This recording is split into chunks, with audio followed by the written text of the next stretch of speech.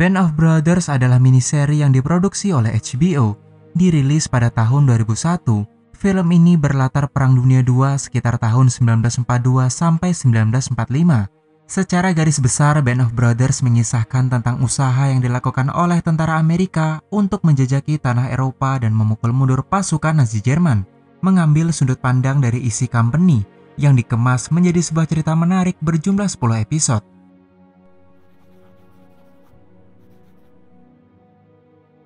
Kita awali dari episode 1. 2. Anggota isi company berasal dari sukarelawan yang memiliki latar belakang profesi seperti petani, supir, dan tukang koran yang bertransformasi menjadi bagian dari Resimen 506 Divisi Udara 101 Pasukan Penerjun Elit Amerika Serikat. Kala itu di Camp Toccoa, Georgia, Amerika Serikat, para serdadu dari isi company atau Compie berbaris rapi, siap dan tegap menunggu salah satu superior mereka bernama Letnan Sobel yang tiba-tiba menginspeksi mereka satu persatu. Seorang sersan bernama Lipton menjadi sasaran empuk bagi Sobel yang membuat jatah libur akhir pekannya dicabut hanya karena sebuah benang menempel di jahitan pangkatnya. Kemudian Pierre Conte, akibat celananya yang kusut sampai-sampai jatah akhir pekannya juga dihilangkan. Tak terkecuali para serdadu lain yang juga diinspeksi oleh Sobel, dan anehnya, ia bisa saja menemukan kesalahan mereka. Bahkan dengan tatapan tajamnya, Sobel mendapati sebuah bayonet berkarat dari seorang serdadu bernama Joseph, yang lagi-lagi jatah liburnya juga dihilangkan, dan akhirnya membuat Compie ini mendapat hukuman dicabutnya jatah libur mereka. Tak berhenti sampai di situ, bahkan Sobel menginstruksikan kepada Compie ini untuk berlari ke perbukitan Kurahi, yang kemudian perintah itu langsung dilanjutkan oleh Letnan Winters. Kurahi sendiri mempunyai jalur yang cenderung curam dan berbatu, berjarak 3 mil dari bawah sampai ke atas, pelatihan yang begitu melelahkan. Namun pada kesempatan kali ini, Compie berhasil mencapai puncak bukit dalam waktu 23 menit. Sementara di waktu lain, Compie terlihat berparade pada malam hari, berjalan menggunakan seragam tempur lengkap mereka. Hingga suatu momen di mana seorang serdadu bernama Randleman meminta izin berbicara kepada Letnan Winters. Ia mengungkapkan kenapa Compie selalu berjalan 12 mil setiap Jumat di kegelapan malam, sampai-sampai mengatakan apakah Letnan Sobel membenci Compie. Namun segera setelah itu, Letnan Winters membalas ucapannya dengan sedikit menggelikan.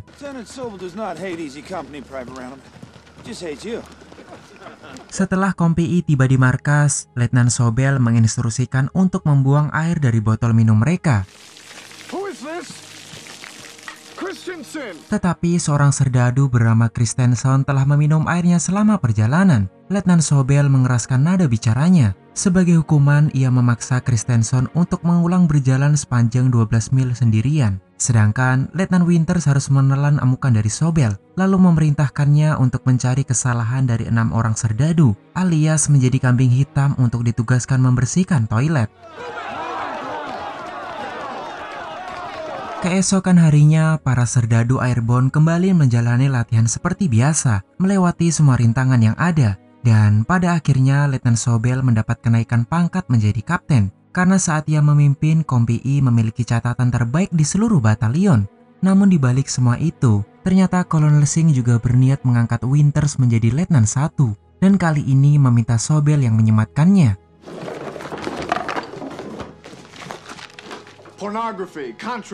Meski demikian, Kapten Sobel lagi-lagi mencari kesalahan Compie. Ia pun mengadakan inspeksi mendadak dan berhasil menemukan sejumlah benda terlarang milik serdadu. Akibat hal itu, Kapten Sobel membatalkan semua izin akhir pekan Compie termasuk para perwiranya.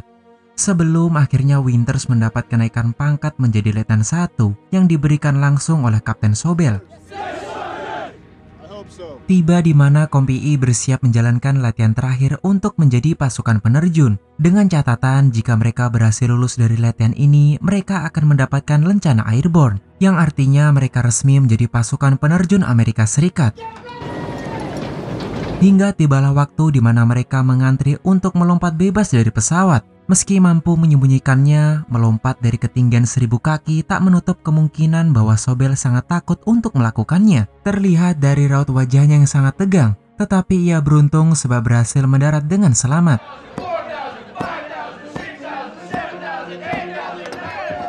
Sejumlah prajurit juga mendapat kenaikan pangkat. Mereka merayakan pesta dengan penuh kegembiraan. Begitupun Kolonel Singh yang turut bersuka cita mengucapkan selamat kepada Kompi. Pada Juni 1943, pelatihan tempur sedang terjadi. Sobel yang telah menjadi kapten tampak kebingungan bagaikan prajurit baru yang tak terlatih. Berbeda dengan Letnan Winters, ia memberi masukan untuk menetap di tempat tersebut, lalu menunggu musuh datang dan masuk ke zona tembak mereka. Namun entah dasar apa, Kapten Sobel tetap bersikeras memerintahkan peletonnya untuk keluar dari persembunyian. Tak punya pilihan lain, Letnan Winters terpaksa mengikuti perintah kaptennya. Sampai tiba-tiba kelompok pimpinan Sobel akhirnya disergap oleh musuh. Tentu saja kejadian memalukan itu membuat para bawahannya sangat kecewa terhadap tindakan bodoh sang kapten. Tibalah hari di mana keberangkatan mereka. Pasukan Kompi terlihat gagah menggunakan seragam airborne mereka. Walaupun tak sedikit para prajurit yang mengumpat ketidakbecusan Sobel dalam memimpin sebelum dalam perjalanan kereta. Letnan Nixon menginfokan pada Letnan Winters jika mereka akan dibawa ke New York kemudian menaiki kapal menuju Inggris dan berlanjut menginvasi Eropa. Maka pada tanggal 6 September 1943 kapal mereka berangkat dari Brooklyn, lengkap dengan peralatan maupun kendaraan tempur yang ikut diangkut. Perlahan tapi pasti, kapal itu berlayar menjauh meninggalkan New York dan tiba di Aldburn, Inggris pada 18 September 1943.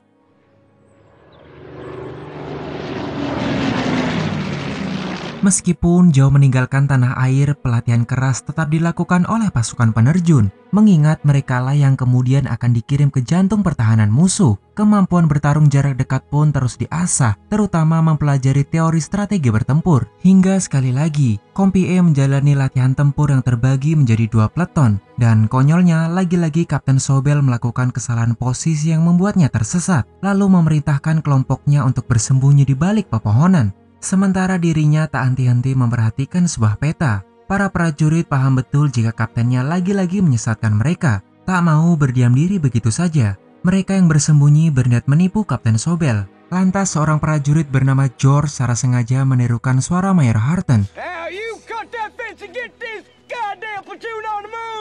Mengejutkan Sobel yang tengah kebingungan. Teriakan suara tersebut memerintahkannya untuk memotong pagar berkawat yang notabene merupakan milik penduduk sipil. Di tempat lain, Letnan Winters mencemaskan keterlambatan Kapten Sobel, sehingga ia dan kelompoknya tidak bisa maju karena Sobel tak kunjung datang. Untuk itu, Letnan Winters dengan kepimpinannya terpaksa menginisiasi serangan dadakan meski tanpa Sobel. Ia mempersiapkan posisi untuk memotong jalur musuh dari semua arah yang kali ini direpresentasikan oleh kakek-kakek asal Inggris. Bertepatan dengan Sobel yang baru saja tiba di lokasi penyergapan, sekaligus membuatnya kebingungan karena ternyata peleton Letnan Winters telah menyelesaikan misi tersebut. Setibanya di markas, Sobel langsung terkena amukan dari Kolonel Strayer karena ulahnya memotong kawat pembatas, menyebabkan sapi-sapi milik warga sipil masuk ke halaman markas. Walaupun ia telah beralasan mendapat perintah dari Mayor Harton, namun seakan ucapannya penuh kekonyolan. Kolonel Strayer mengungkapkan jika saat ini Mayor Harton dalam perjalanan menuju London. Major Horton is on leave in London. Segera setelah itu, melalui Sersan William, Sobel memberi pernyataan penuntutan pengadilan militer pada Letnan Winters. Dan konyolnya, Sobel menuduh Letnan Winters karena lalai dalam menjalankan tugas inspeksi toilet. Winters hanya mempunyai 2 pilihan, menerima hukuman pencabutan jatah libur atau mengajukan banding kepada pengadilan militer. Merasa tak bersalah, seketika Letnan Winters menyetujui mengangkat kasus ini ke pengadilan militer dan cukup membuat Sobel berkeringat dingin, tentu melenceng jauh dari perkiraannya. Ternyata kasus tersebut terdengar oleh Kompi jika Letnan Winters sekarang ditugaskan untuk mengawasi bagian konsumsi dan mau tak mau mereka pasti akan dikomandoi Kapten Sobel di pertempuran sesungguhnya. Mendengar hal itu, sejumlah prajurit berunding, kemudian menulis petisi yang menyatakan mereka tidak lagi ingin mengabdi menjadi prajurit Kompi, bahkan siap menerima apapun konsekuensinya. Esok harinya, Kolonel Singh memarahi mereka atas pembangkangan di saat bersiap menginvasi Eropa. Ironisnya, ia harus menurunkan pangkat beberapa prajurit yang dianggap memalukan. Sedangkan Kapten Sobel dimutasi untuk mengajar di Chilton Foliat yang notabene merupakan sekolah penerjunan non-infanteri. Dengan demikian, ia harus rela kehilangan isi company yang telah dilatihnya. Di lain sisi, posisinya digantikan oleh seorang senior dari Kompi Baker yang tak lain adalah Letnan Mihan. Dan tepat pada 31 Mei 1944, Letnan Winters menemuinya di sebuah tenda Kompi. Kedua orang itu terlihat serius membicarakan strategi pendaratan bagi Kompi. Dilanjutkan dengan Letnan Nixon dan Mihan yang memberikan briefing kepada pasukan penerjun tentang operasi Overlord atau umumnya dikenal sebagai D-Day. Dengan kata lain, usaha untuk menginvasi Eropa yang telah diduduki Nazi Jerman. Letnan Mihan juga menekankan setiap prajurit harus mempelajari dan mengetahui tujuan operasi itu sedetail-detailnya. Tibalah keesokan harinya, para prajurit mengemasi peralatan tempur mereka masing-masing. Namun tiba-tiba, Lipton dan Martin membawa berita duka tentang kematian saudara Garner yang terbunuh di Monte Cassino, Italia. Mengakibatkan Martin merasa bimbang untuk memberitahunya, karena ditakutkan Garner akan kehilangan fokus saat penerjunan. Tapi tak lama setelah itu, Letnan Mihan menginformasikan jika jalur penerbangan mereka tertutupi oleh hujan dan kabut, cuaca yang tidak memungkinkan memaksa Kompi membatalkan keberangkatan mereka. Dan barulah ketika sejumlah prajurit menonton sebuah film, Martin menyelipkan surat yang ia terima ke dalam jaket Garner, yang secara tak sengaja terbaca oleh Garner. Pada akhirnya ia mengetahui bahwa saudaranya telah gugur di medan pertempuran. Kemudian, tepat pada tanggal 5 Juni, para pasukan benar-benar menunggu keberangkatan. Lengkap dengan wajah-wajah yang sudah dikamuflase, satu persatu pesawat meninggalkan landasan pacu dan terbang mengudara, membawa semua prajurit ke medan pertempuran sesungguhnya. Pesawat C-47 yang diberangkatkan dari Inggris terus terbang mengudara, melintasi kepulauan awan dan bunyi gemuruh yang tak henti-henti terdengar. Malam yang begitu menegangkan bak seperti menyebarkan teror di atas langit, tak terkecuali para pilot yang harus berhati-hati dalam mengendalikan pesawatnya. Di pesawat Letnan Mihan, William terlihat terdiam kaku dan gemetar. Ia tak menyangka bahwa benar-benar terjun ke medan pertempuran sesungguhnya. Sementara di pesawat lain, Letnan Winters terlihat duduk tenang di samping pintu pesawat layaknya pemimpin sejati, memandangi bawahannya dengan tatapan penuh rasa bangga. Suasana di dalam burung besi itu terlihat cukup menegangkan. Garner yang satu pesawat dengan Letnan Winters selalu terdiam sambil merafalkan doa. Sementara Joe dan Malarkey tampak memikirkan penerjunan dengan penuh harapan. Sedangkan prajurit lain terlihat sangat kondusif, memikirkan apa yang akan terjadi setelah mereka berhasil mendarat. Setelah berjam-jam mengudara, akhirnya lampu merah dalam pesawat menyala, menandakan para prajurit harus bersiap-siap melompat bebas dari pesawat. Letnan Winters menginstruksikan pasukannya untuk berdiri memeriksa seluruh kelengkapan, kemudian melanjutkan hitungan sebagai tanda bahwa persiapan terjun sudah sesuai. Namun yang tidak mereka ketahui adalah saat awan-awan mulai tersibak, daratan di bawah sudah seperti neraka. Ratusan proyektil artileri Jerman melesat menembaki pesawat pasukan sekutu, menyebabkan pesawat Kompi Airborne lain meledak satu persatu. Pemandangan langit kian mengerikan. Parasut-parasut prajurit lain mulai terbuka, bersamaan dengan lesakan peluru yang melaju mengincar lambung dan sayap pesawat. Naas untuk pemimpin Kompi Letnan Mihan. Sebelum berhasil terjun menggunakan parasut, bagian sayap pesawatnya tertembak dan meledak, membakar seluruh awak dan pilot, meluncur jatuh menghantam permukaan tanah. Sementara Kompi dilanda kepanikan, bagaikan nasib buruk terus membuntuti mereka. Beruntung, pesawat Letnan Winters masih tetap terbang mengudara, walaupun dengan situasi yang kapan saja bisa menghantarkan nyawa mereka ke Sang Pencipta. Memecah kekacauan di ruang kemudi, para pilot terus mempertahankan posisi jalur mereka dengan harapan tiba di titik penerjunan. Namun takdir berkata lain. Sesaat setelah ocehan mereka, seorang pilot utama tiba-tiba terkena percikan ledakan yang seketika menewaskannya, memaksa kopilot menyalakan lampu hijau kepada Letnan Winters. Meski pada ketinggian dan kecepatan yang berbahaya bagi penerjun, menyusul sisa-sisa Kompi yang berhasil melompat dari pesawat, walaupun titik terjun tidak sesuai seperti rencana awal. Letnan Winters yang berhasil terjun dengan selamat harus terpisah dengan anggota Kompi lainnya. Situasi semakin diperburuk ketika ia menyadari bahwa kehilangan senjata dan tas berbekalan. Dan barulah sesaat kemudian seorang serdadu dari Kompi A terjatuh tepat di hadapannya. Prajurit tersebut bernama John yang bertugas sebagai pembawa radio. Namun ia kehilangan radionya, sama halnya dengan Letnan Winters yang kehilangan senjatanya.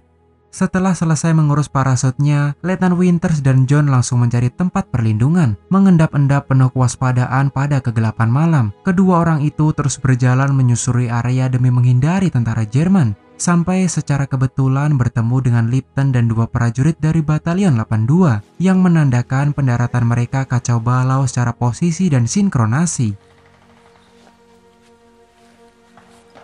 Setelah membaca posisi, Letnan Winters mengungkapkan jika saat ini mereka melenceng jauh sekitar 7 km dari tujuan. Bisa dipastikan bahwa mereka harus berjalan sangat jauh dan hanya mempunyai waktu 4 jam sebelum waktu yang ditentukan. Tak punya opsi lain, mau tak mau mereka berlima memutuskan berjalan menyusuri kegelapan hutan. Sampai pada akhirnya bertemu dengan Guarner, Joseph, dan Malarkey. Kemudian bergabung menjadi satu kelompok dan melanjutkan menitih melintasi rel kereta. Namun tiba-tiba John memberi tanda sesuatu yang kemudian langsung direspon oleh Letnan Winters karena tanpa diduga ternyata musuh berjalan ke arah mereka.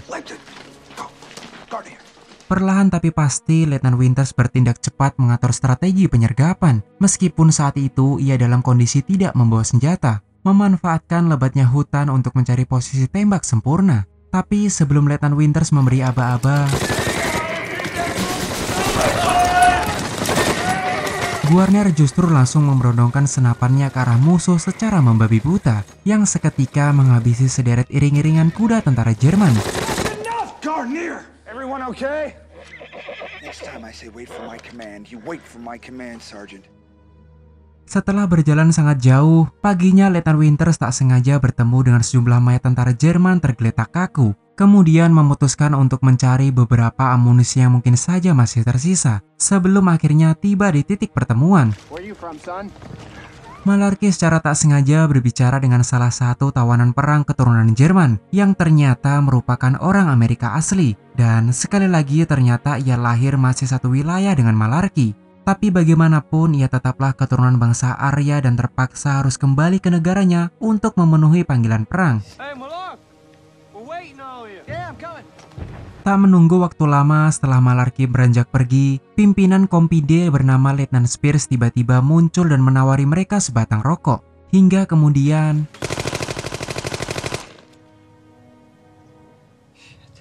di sisi lain, anggota Kompi yang berhasil selamat akhirnya berkumpul kembali setelah terpencar pada penerjunan sebelumnya. Termasuk Letnan Winters bertemu dengan perwira lain dari Kompi I, yang tak lain adalah Letnan Compton. Dan ironisnya, salah satu dari mereka tak tahu menahu soal Letnan Mihan. Seperti yang kita tahu bahwa sebenarnya beliau telah tewas pada kecelakaan sebelumnya. Sampai sebuah perintah menyeruak dari Mayor Strayer yang memanggil perwira Kompi I untuk berkumpul. Letnan Winters segera memenuhi panggilan tersebut, sebab dengan hilangnya Letnan Mihan, ia secara sistematis menjadi pimpinan Kompi I selanjutnya. Pada briefing kali ini, Mayor Strayer memerintahkan Kompi I untuk menghancurkan serangkaian artileri milik Jerman, di mana meriam tersebut diarahkan ke pantai Utah, terus-menerus menembaki sisi pantai dan menghambat pergerakan rekan-rekan mereka. Setelah Mayor Strayer rampung, kini giliran Letnan Winters yang menjabarkan rencana kepada pasukan isi company, di mana mereka harus menghancurkan artileri-artileri ini menggunakan TNT. Tetapi tetap harus waspada dengan senapan mesin yang bersembunyi di belakang meriam, tak terkecuali dengan pasukan musuh yang tak berjumlah berapa orang. No idea. No idea. Menunggu pertempuran selanjutnya, mereka mengemasi peralatan maupun perlengkapan, mengisi amunisi senjata dan semua hal yang dibutuhkan. Tapi sebelum keberangkatan mereka, seorang prajurit yang merupakan sopir Kolonel Singh mengajukan diri menjadi relawan untuk membantu Kompi I dalam penyergapan. Pada titik ini, Letnan Winters benar-benar menunjukkan kualitasnya sebagai pemimpin, di mana ia bertindak cepat dalam membagi pasukannya secara efektif dan efisien. Pergerakannya seolah tak ada yang sia-sia. Tak membuang waktu banyak, penyergapan pun akhirnya dimulai. Joseph dan Patty ditugaskan membuka tembakan pengalihan, yang kemudian momen itu dimanfaatkan oleh Rani untuk mencari posisi sempurna dalam membidik target. Sedangkan pasukan utama Letnan Compton, Guarner, dan Malarkey mencari titik buta musuh, kemudian membombardir menggunakan 3 granat secara bersamaan. Membuat pasukan Jerman berlarian kocar-kacir, sekaligus menjadi jalan masuk bagi Letnan Winters menguasai sebagian parit musuh.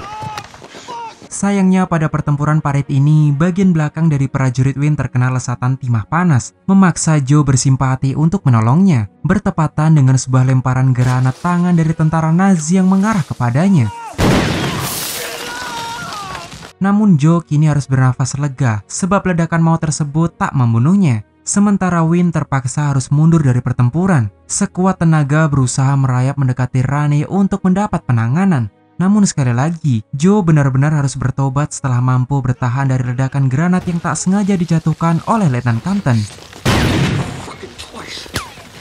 Artileri pertama pun telah dilumpuhkan, maka anggota pasukan melanjutkan berlari melalui parit yang terhubung menuju meriam kedua, menginisiasi pergerakan cepat, melancarkan serangan penuh agresif dan berbuah hasil dengan menduduki artileri kedua.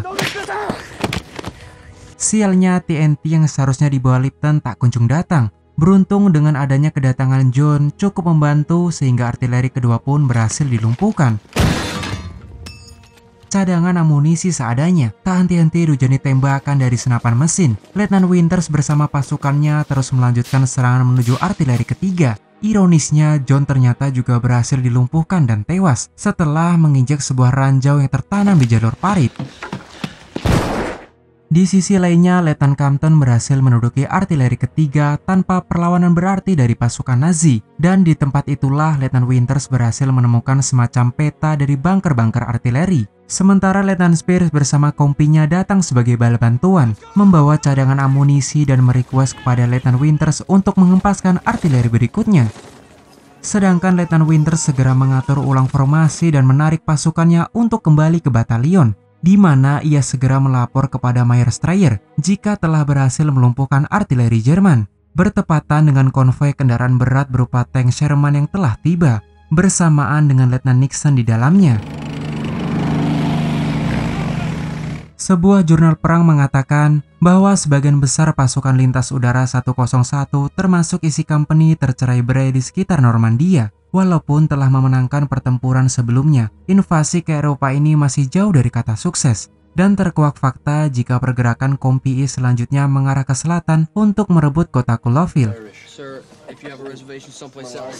Sebelum itu, Letnan Compton dan yang lainnya menghabiskan malam dengan bersantai ria, mengundang rasa penasaran Letnan Winters yang kemudian menghampiri mereka, di mana untuk kesekian kalinya mereka kembali membicarakan keberadaan Letnan Mihan, yang sampai detik ini masih belum menunjukkan sosoknya setelah penerjunan. Sebelum malam semakin larut, Letnan Nixon mengungkapkan bahwa peta yang ditemukan Letnan Winters sangatlah penting, karena berisi informasi lokasi senjata Jerman di Normandia. Meski demikian, Letnan Winters justru tak terlalu peduli terhadap hal itu, melainkan lebih memilih berduka memikirkan John yang tewas pada pertempuran siang tadi. Sampai Letnan Winters memperhatikan kota di depannya sedang diluluhlantahkan oleh artileri Jerman. Pada akhir episode, tertulis bahwa penyerbuan artileri Jerman di Beckert Manor sangat diapresiasi oleh Komando Pusat, yang kemudian menganugerahkan medali Bronze Star dan Silver Star. Bahkan, taktik yang diterapkan isi company kerap dijadikan contoh dan kepemimpinan kelompok kecil dalam mengalahkan kekuatan musuh yang lebih besar, dan hingga kini masih digunakan di Akademi Militer di West Point. Bisa dikatakan episode ini berfokus pada prajurit bernama Albert Blythe. Melalui sudut pandangnya, kita bisa memperhatikan kejam dan brutalnya sebuah peperangan. Albert merupakan salah satu anggota isi company Pluton 1 yang sukses melewati teror di langit Normandia. Namun setelah insiden itu, ia seperti mengalami trauma berat dan sulit menyesuaikan diri dengan situasi perang. 2 hari setelah D-Day, tepatnya pada tanggal 8 Juni 1944, Albert terlihat terdiam membatu memperhatikan awan mendung di atas langit, seperti memikirkan sesuatu yang seolah mengganjal pikirannya.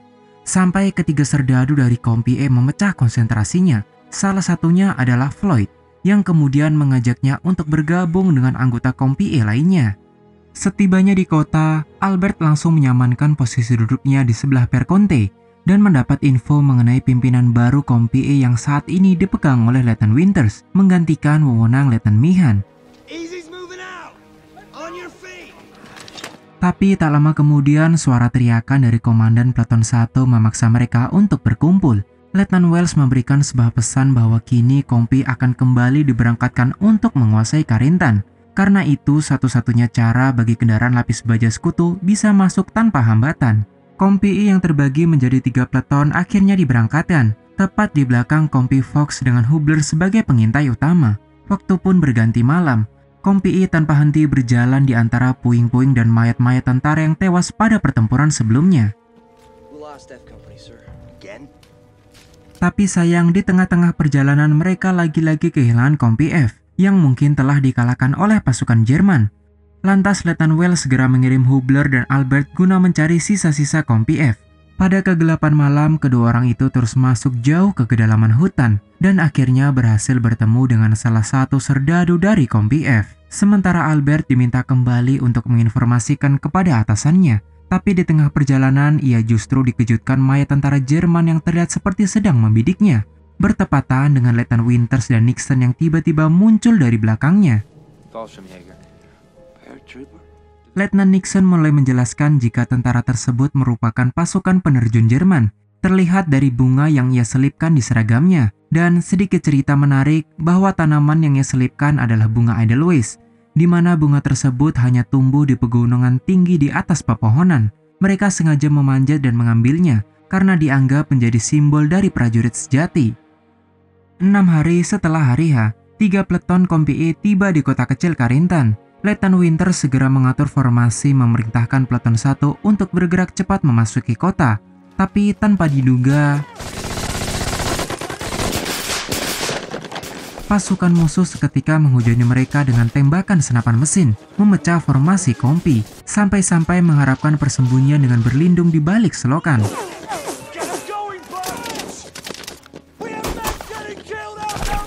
Tetapi Letnan Winters terus memaksa mereka untuk bergerak. Walau tak beraturan, akhirnya sekian prajurit berhasil masuk ke dalam kota. Lesatan timah panas dari senapan mesin menderu memecah keheningan kota, memojokkan sejumlah prajurit Kompi I yang memberikan perlawanan. Bahkan tantangan mereka semakin keras setelah seorang penembak jitu Jerman berhasil menumbangkan Kompi I satu persatu. Namun Shifty berhasil melumpuhkannya, membuka kesempatan bagi George membackup Letnan Wells, kemudian menginisiasi lemparan granat ke arah senapan mesin musuh. Menjadi jalan masuk bagi peleton yang tersisa untuk berpencar memeriksa setiap gedung. Ledakan demi ledakan terus terdengar menandakan semakin sengitnya pertempuran, memancing kemarahan tentara Jerman untuk melepaskan tembakan artileri yang mengarah ke kota. Lipton segera bertindak cepat memperingatkan rekan-rekannya untuk berpencar menjauhi jalanan. Meski pada akhirnya ia sendirilah yang dilumpuhkan oleh serangan tersebut. Untungnya ledakan itu tidak menimbulkan luka serius di bagian vital, mengundang simpati Floyd untuk menolongnya. Sementara sisa-sisa Kompi I kembali melanjutkan pemeriksaan, tapi tidak dengan Albert. Ia justru hanya terpaku ketakutan, seolah tubuhnya tak mampu melanjutkan pertempuran. Di lain sisi, pembawa basuka bernama Tipper tampak panik dalam menyusuri sisi bangunan. Situasi semakin mengerikan ketika sebuah ledakan artileri mendarat tepat di hadapannya, menghancurkan hampir sisi bangunan. Tak terkecuali bagian tubuhnya mengalami cedera sangat fatal. Joe yang melihat kejadian tersebut hanya berusaha semaksimal mungkin untuk menenangkannya. Korban berjatuhan di mana-mana, tergeletak kaku di sepanjang arena pertempuran, di mana seorang pendeta bertindak memberkati prajurit yang gugur. Dan kabar baiknya, pada titik ini pasukan isi company telah berhasil memukul mundur tentara Jerman yang menduduki kota, dan hanya sedikit usaha kecil bagi senapan mesin untuk membereskan sisanya. Namun kurangnya waspada, Letnan Winters tiba-tiba terkena pecahan peluru yang entah berasal dari mana. Ia pun berakhir di ruangan medis demi mendapat penanganan dari Dr. Rowe. Menyusul Letnan Compton yang bertanya tentang objektif Kompi I selanjutnya, di mana Letnan Winters mengungkapkan bahwa kini Kompi harus tetap bersiaga untuk serangan balasan, dan berikutnya mereka akan bergerak ke arah timur mempersiapkan pertahanan, berharap menahan pasukan Jerman yang mungkin saja akan kembali merebut Carintan. Sedangkan Albert hanya duduk terdiam seperti melamunkan sesuatu. Dr. Rowe mengatakan jika mungkin Albert mengalami kebutaan sesaat, lantas mengundang rasa penasaran sang letnan. Dan memang Albert sekalipun tak merespon kehadiran Letnan Winters, sampai-sampai Letnan Winters berniat untuk kembali mengirimnya ke Inggris, mengingat kondisinya tak memungkinkan. Tetapi tak lama setelah Letnan Winters beranjak pergi, tiba-tiba Albert mengatakan bahwa ia baik-baik saja, bahkan sudah bisa melihat dengan normal. I think I'm okay. Sedikit aneh memang, namun begitulah. Di sisi lain, Malarkey dan anggota Compay lainnya terlihat membicarakan kemisteriusan Letnan Speirs. Terdengar desas-desus jika dia telah menembak seorang sersan dari peletonnya sendiri karena menolak berpatroli. Tak terkecuali tawanan perang Jerman, di mana kebiasaannya selalu memberikan mereka rokok sebelum beraksi membunuhnya. Bahkan dikatakan kehebatannya mampu menghancurkan artileri Jerman sendirian pada hari H. Benar-benar seperti tak mengenal rasa takut. Let's go! First platoon, weapons on me! Moving out. Isi company pun kembali bergerak menuju ke arah timur, melintasi tempat terbuka di mana mereka harus tetap membuka mata mewaspadai keadaan sekitar, sampai sebuah kontak tembakan musuh lagi-lagi memecah formasi mereka. Memaksa para serdadu Compay merayap mencari tempat perlindungan, hingga waktu pun berganti malam. Letnan Winters mendapat informasi bahwa pihak Jerman hanya meninggalkan satu kompi di Carentan, sedangkan sisa-sisanya ditarik mundur. Kemungkinan terbesarnya kini mereka sedang menyusun ulang kekuatan untuk kembali menguasai kota. Sementara tugas dari Compay berikutnya adalah menghalangi jalan mereka. Para prajurit pun memilih berdiam di tempat mereka, melubangi permukaan tanah sebagai benteng perlindungan. Suasana malam pun semakin larut, seharusnya giliran prajurit lain berjaga bergantian. Floyd pun berinisiatif membangunkan Smith yang tertidur. Tetapi, ia malah mendapat cedera setelah Smith tak sengaja menusukkan bayonetnya karena mengira bahwa Floyd adalah tentara Jerman yang berusaha menyergapnya, di mana kebisingan itu membangunkan Martin di sebuah lubang, kemudian mengirim Albert untuk memeriksanya. Namun di tengah perjalanan, Albert tanpa sengaja bertemu dengan Letnan Speirs dan mengatakan bahwa semua telah teratasi. Albert pun dipandu kembali ke lubangnya. Tetapi entah dasar apa, tiba-tiba Albert mengungkapkan bahwa saat mendarat pada hari H, ia tak segera mencari unitnya untuk bertempur, melainkan hanya berdiam diri dengan alasan bahwa ia sangat ketakutan. Alih-alih memarahinya, Letnan Speirs justru menasihatinya untuk membuang rasa belas kasih dan penyesalan, menganggap dirinya sudah mati. Dengan begitu, Albert akan berguna menjadi prajurit yang semestinya. Seakan ucapan tersebut mulai menggerutu pikirannya, Albert pun hanya terdiam membisu merenungkannya. Dan tepat 7 hari setelah hari H, paginya Letnan Wells sedikit membacakan situasi mengenai performa kekuatan musuh yang terlihat mulai berkurang dan mungkin saja hanya tersisa pasukan penerjun. Tapi tak menunggu waktu lama, sebuah serangan mortar mengejutkan prajurit Compay. Ia harap berlindung di balik lubang. Letnan Winters bertindak cepat memerintahkan kompingnya untuk bertahan di posisi mereka, merespon memberikan serangan balasan, saling tukar peluru mortar tak terhindarkan.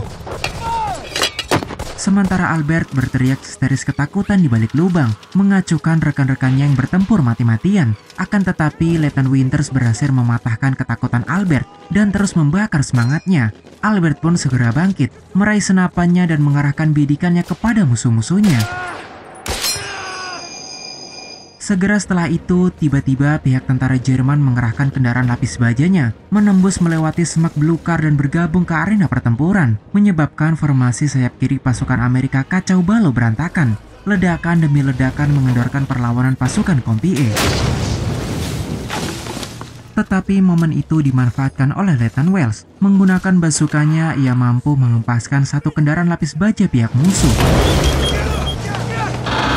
Sampai pada akhirnya rentetan konvoi tank-tank Sherman membuyarkan gempuran tentara Nazi, kemudian menggiring paksa mereka untuk mundur menjauh dari pertempuran.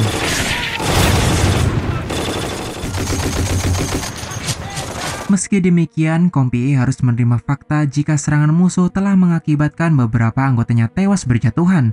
Tapi di sisi lain, Albert kini seperti terlahir kembali.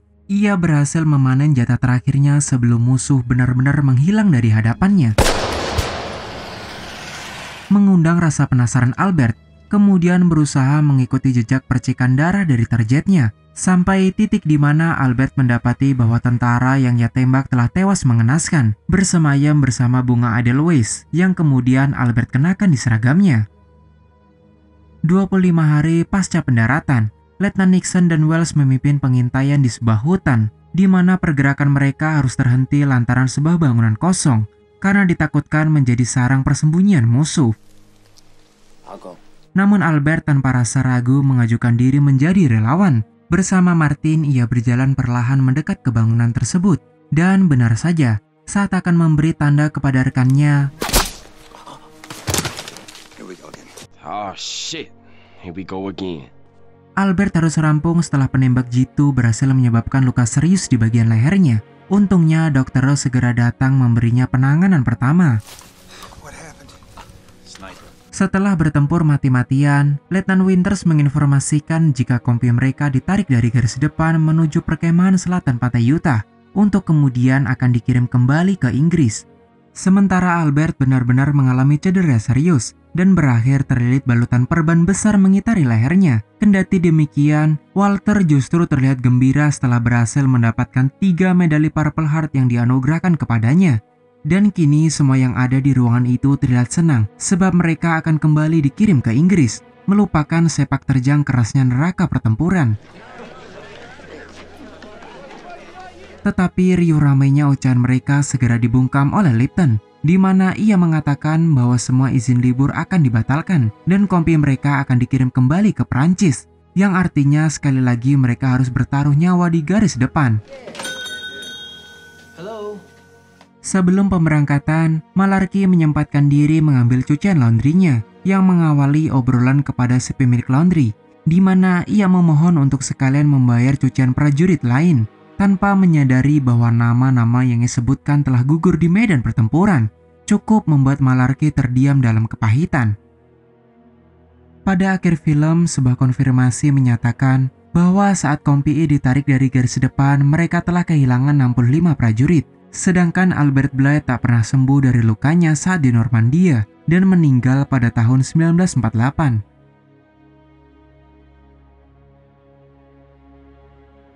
Karena banyaknya korban, beberapa anggota pasukan penerjun pengganti bergabung dengan isi company.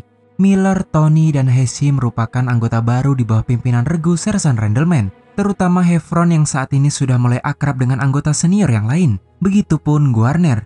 Ia mencoba memperkenalkan dirinya lebih jauh kepada para anggota baru. Meski awalnya sedikit canggung, pada akhirnya Guarner mampu membawa suasana kekeluargaan kompi mereka jauh lebih baik.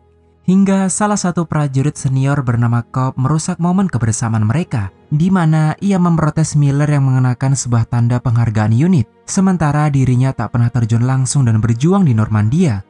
Suasana pun semakin dingin, merasa tertekan, menganggap dirinya belum layak. Miller terpaksa melepas penanda tersebut dan meninggalkannya di meja. Tapi sekali lagi, benda itu bukanlah penghargaan untuk unit dan bukanlah perorangan. Itu artinya semua yang tergabung akan mendapatkannya. Memaksa Randleman sedikit melontarkan ucapan balasan terhadap perlakuan Cobb kepada regunya. Di sisi lain, kabar baik menyeruak dari Walter. Ia menyatakan bahwa Lipton kini telah diangkat menjadi Sersan 1 Kompi E yang baru. Namun kabar buruknya, sebuah pengumuman dari Lipton seketika merusak suasana riuh ramainya kesenangan mereka. Market Garden ialah operasi yang dilancarkan sekutu di bawah pimpinan Jenderal Montgomery. Melalui pimpinan komando Inggris, objektif Kompi E berikutnya adalah masuk ke tanah Belanda dengan tujuan menguasai jembatan dan membebaskan kota Eindhoven dari pasukan Nazi. Jika misi ini berhasil, maka tank-tank pasukan sekutu bisa masuk ke wilayah Jerman dan diharapkan akan mengakhiri perang sebelum datangnya hari Natal. Untuk itu, pasukan Kompi E pun akhirnya menyiapkan semua perlengkapan tempur sebelum keberangkatan, bertepatan dengan Win yang berhasil sembuh dari lukanya. Kemudian disambut penuh sukacita oleh Randleman dan Lipton. Namun momen terburuknya adalah tentang kehadiran Sobel yang ternyata telah ditunjuk menjadi perwira baru menangani logistik atau istilahnya dikenal sebagai perwira persediaan. Meskipun Kompi E sudah lepas dari kepemimpinannya, tak menutup kemungkinan jika dirinya ingin tetap dihormati dan disanjung lebih tinggi. Namun entah dasar apa, Sobel kembali mencari gara-gara dengan menyita sebuah motor yang selalu ditunggangi oleh Malarkey. Dan tepat pada 17 September, para troopers Amerika berhasil mendaratkan pijakannya di tanah Belanda. Randleman selaku pimpinan regu tak henti-henti mengayomi, bahkan membantu bawahannya yang kesulitan dalam melepas parasutnya. Setibanya di Eindhoven, isi company benar-benar disambut kegirangan oleh warga sipil, berharap mampu mengusir penjajahan Jerman dari tanah mereka. Namun di satu sisi terdapat pemandangan yang sangat mengerikan. Kapten Winters dan perwira lainnya menyaksikan pelecehan terhadap sejumlah wanita, dan hal itu justru dilakukan oleh orang-orangnya sendiri, di mana rambut mereka dipotong habis tak tersisa, sebab perbuatan mereka sebelumnya dianggap sebagai tindakan pengkhianatan, karena diam-diam telah melayani pasukan Jerman. Sampai sesaat kemudian salah satu anggota gerakan perlawanan Belanda bernama Van Koek tiba-tiba muncul menyambut kedatangan Kapten Winters. Mengandalkan informasi seadanya, Van Koek berusaha menjalin kerjasama dengan Kapten Winters dengan menggabungkan kekuatan berharap mampu mengusir sisa-sisa tentara Jerman keluar dari Eindhoven. Tak perlu berpikir panjang, Kapten Winters pun akhirnya mengirim beberapa pengintai ke setiap sudut kota, kemudian memutuskan untuk bermalam di Eindhoven dan tak bergerak pergi meninggalkan kota. Pada malam harinya, Hubler yang kala itu sedang berpatroli secara kebetulan berinteraksi dengan penduduk sipil. Ironisnya selama ini ternyata ia bersama keluarganya memilih berlindung di ruang bawah tanah demi menghindari tentara Jerman, mengundang simpati Webster untuk sedikit berbagi coklat kepada si kecil. Ia tampak begitu menikmati rasa coklat itu. Senyum tulusnya seolah menggambarkan sangat tertolongnya mereka terhadap kehadiran tentara sekutu. Keesokan harinya, sekian kendaraan lapis baja Inggris berangkat bersama pasukan Kompi. Tapi sekali lagi mereka mendapati pemandangan yang sangat ironis. Seorang wanita korban pelecehan nampak berdiri sambil mengharapkan rasa kasihan dari sekelompok tentara yang melintas. Melalui serdadu lain, Hesi sedikit melonggarkan hatinya untuk berbagi makanan kepada wanita malang itu. Kompi pun kembali melanjutkan perjalanan. Tapi siapa sangka seorang letnan baru tiba-tiba bergerak maju sendirian tanpa perlindungan. Jelas itu merupakan sasaran empuk bagi musuh. Hingga kemudian seorang penembak jitu berhasil melumpuhkannya, sekaligus mengawali memanasnya situasi. Sekelompok serdadu Kompi bergerak cepat berlindung di belakang kendaraan berarmor, sedangkan tank milik Inggris sukses meledakkan sebuah half-track Jerman, memberi kesempatan bagi Kompi untuk lebih mendekat ke posisi musuh. Randleman segera menginisiasi regunya untuk membentuk formasi tempur. Tapi Hesi tanpa kesulitan menggunakan senjatanya, menyebabkan salah satu prajurit Nazi berhasil meloloskan diri. Kompi yang tak tahu posisi pasti dari musuh hanya mampu bergerak mengandalkan bangunan sebagai benteng perlindungan, tentu dengan harapan tak menjadi sasaran tembak berikutnya. Martin yang berada sedikit jauh di posisi depan langsung menghentikan pergerakannya setelah ia melihat tiger tank Nazi berkamuflase di balik setumpuk jerami. Lantas Martin segera menginformasikan kepada tank-tank sekutu untuk mewaspadai bangunan di seberangnya. Namun karena terhalang pepohonan, si pengemudi enggan untuk menembakkan meriamnya, sebab peringatan Martin bertolak belakang dengan perintah atasannya, di mana ia diperintahkan tidak boleh menghancurkan bangunan-bangunan yang tidak perlu. Dan benar saja, sebelum mereka bergerak lebih jauh, tiger tank Jerman langsung mengarahkan bidikannya tepat mengenai konvoi tank sekutu.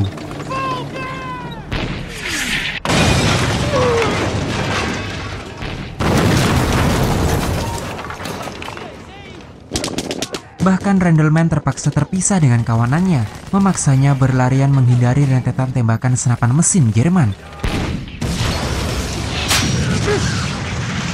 Ledakan tersebut cukup membuatnya terpental ke dalam parit. Sekelompok tentara Jerman pun mulai mendekat. Belum lagi sebuah bangkai tank yang terus berjalan ke arahnya. Randleman berusaha keras merangkak menjauh dari giringan musuh, hingga pada akhirnya tank tersebut menabrak sebuah tiang, meninggalkan Randleman yang entah bernasib apa.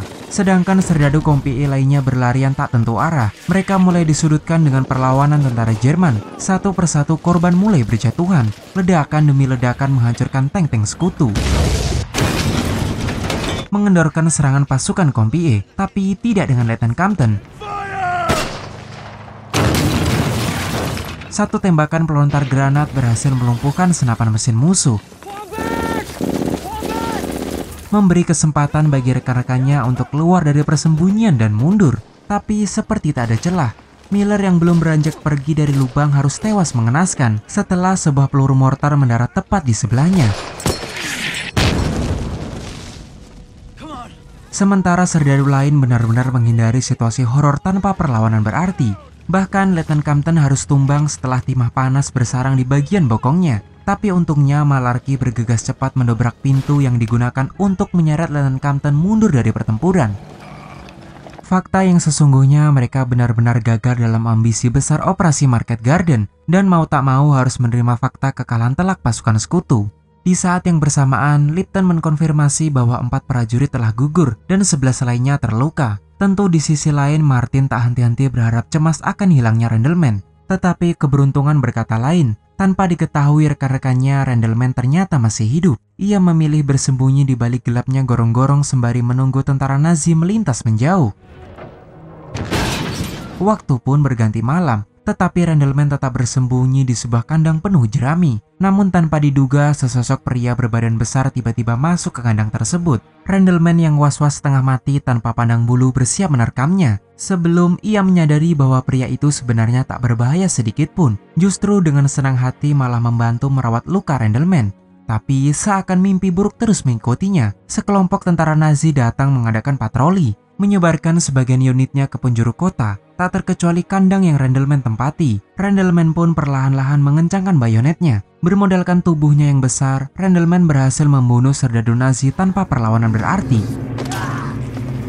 Percikan darah melekat pada wajahnya. Kemudian demi menghindari kecurigaan, ia segera menyembunyikan mayat targetnya menggunakan jerami. Namun sama halnya di Prancis, lagi-lagi Kapten Winters harus menyaksikan kota tetangga yang diluluhlantakan oleh artileri Jerman. Tampaknya sang kapten sangat kecewa karena tak mampu melindungi kota Eindhoven. Akibat kekalahan mereka, tentu penduduk sipil sekali lagi mengalami teror dari tentara Nazi. Sementara Gwarner kembali meyakinkan kepada rekan-rekannya jika Randleman pasti masih hidup. Apalagi mereka sedikit pun tak menemukan jejak-jejak atau mayat Randleman. Demi memantapkan ucapan Gwarner, sejumlah serdadu dari Kompi E mengajukan diri untuk melakukan misi bunuh diri. Itu artinya mereka terpaksa kembali ke kota yang telah diduduki Nazi untuk mencari Randleman. Hubler, Tony, dan yang lainnya berjalan perlahan melalui parit, mengendap-endap menghindari sekelompok pasukan kavaleri Nazi yang melintas.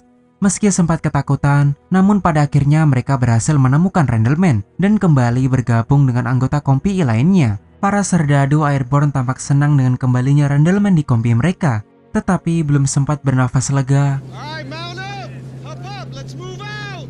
Teriakan perintah dari atasan memaksa mereka untuk bersiap pada keberangkatan berikutnya. Truk-truk militer perlahan beranjak pergi dari markas, mengangkut sekian peleton Kompi E ke medan pertempuran, tak terkecuali Randleman. Cedera yang ia alami seperti tak mengendorkan semangat bertempurnya, bahkan sempat memandangi Kapten Winters dengan tatapan rasa bangga. Namun sisi buruknya, Nixon menginformasikan jika mungkin pihak Jerman telah menyusun ulang strategi dan tak menutup kemungkinan jika pasukan sekutu akan menghadapi kendaraan lapis baja yang lebih banyak. Tapi nampaknya Kapten Winters tidak terkejut ataupun gentar terhadap ancaman tersebut, melainkan lebih memilih maju daripada harus mundur.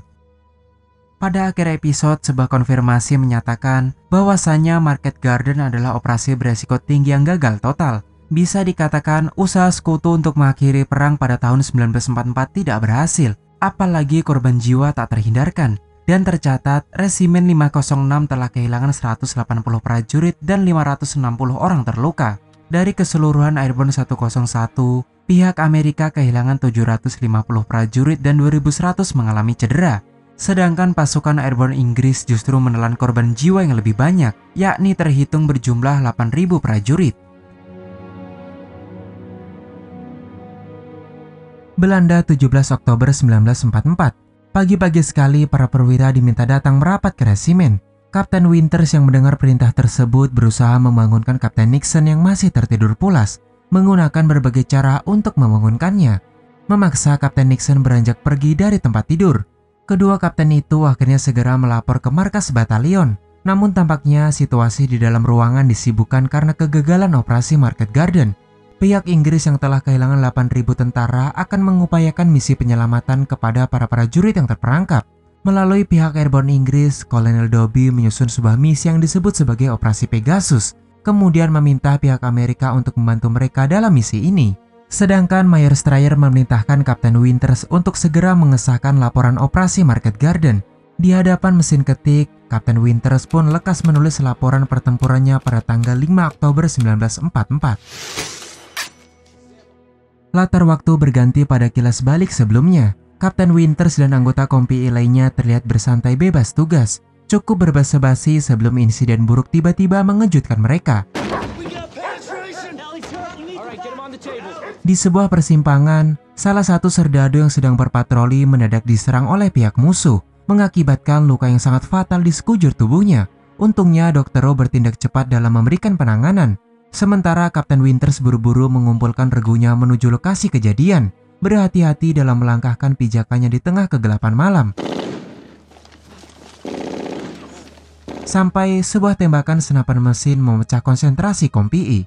Namun anehnya tembakan itu seperti tak berdasar, dan hal itu justru membuat mereka kebingungan.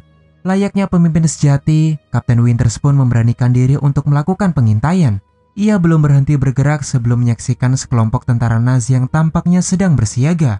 Merasa sudah aman, sang kapten akhirnya memberikan sinyal kepada regunya, memisahnya menjadi berbagai kelompok, menanamkan mortar sebagai dukungan penyerbuan. Sedangkan Kapten Winters memimpin penyerbu utama untuk mencari posisi tembak terbaik, mengarahkan bidikannya ke arah target, sembari menunggu aba-aba dari sang kapten. Nafas pun tertahan, pasukan Nazi benar-benar tak menyadari keberadaan Kompi.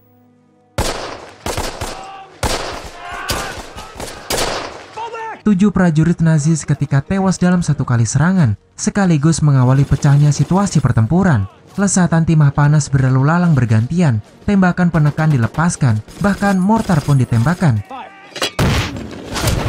Memberi peluang Kapten Winters dan segenap prajurit untuk mundur ke posisi aman, kemudian merequest bala bantuan sebagai pasukan tambahan.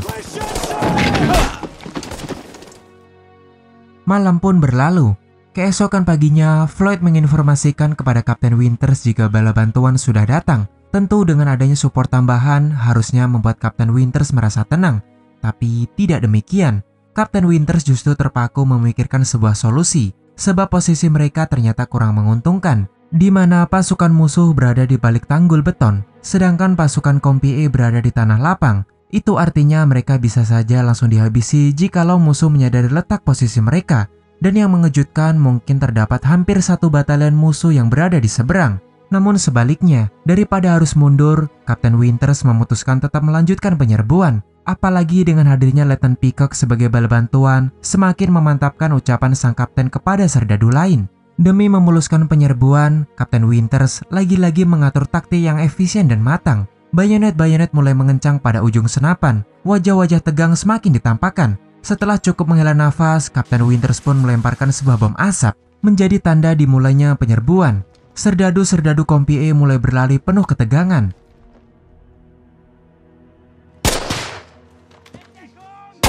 Pasukan musuh tidak beranjak pergi sebelum Kapten Winters mengejutkan mereka, membentuk garis horizontal dan menembaki tentara Nazi satu persatu.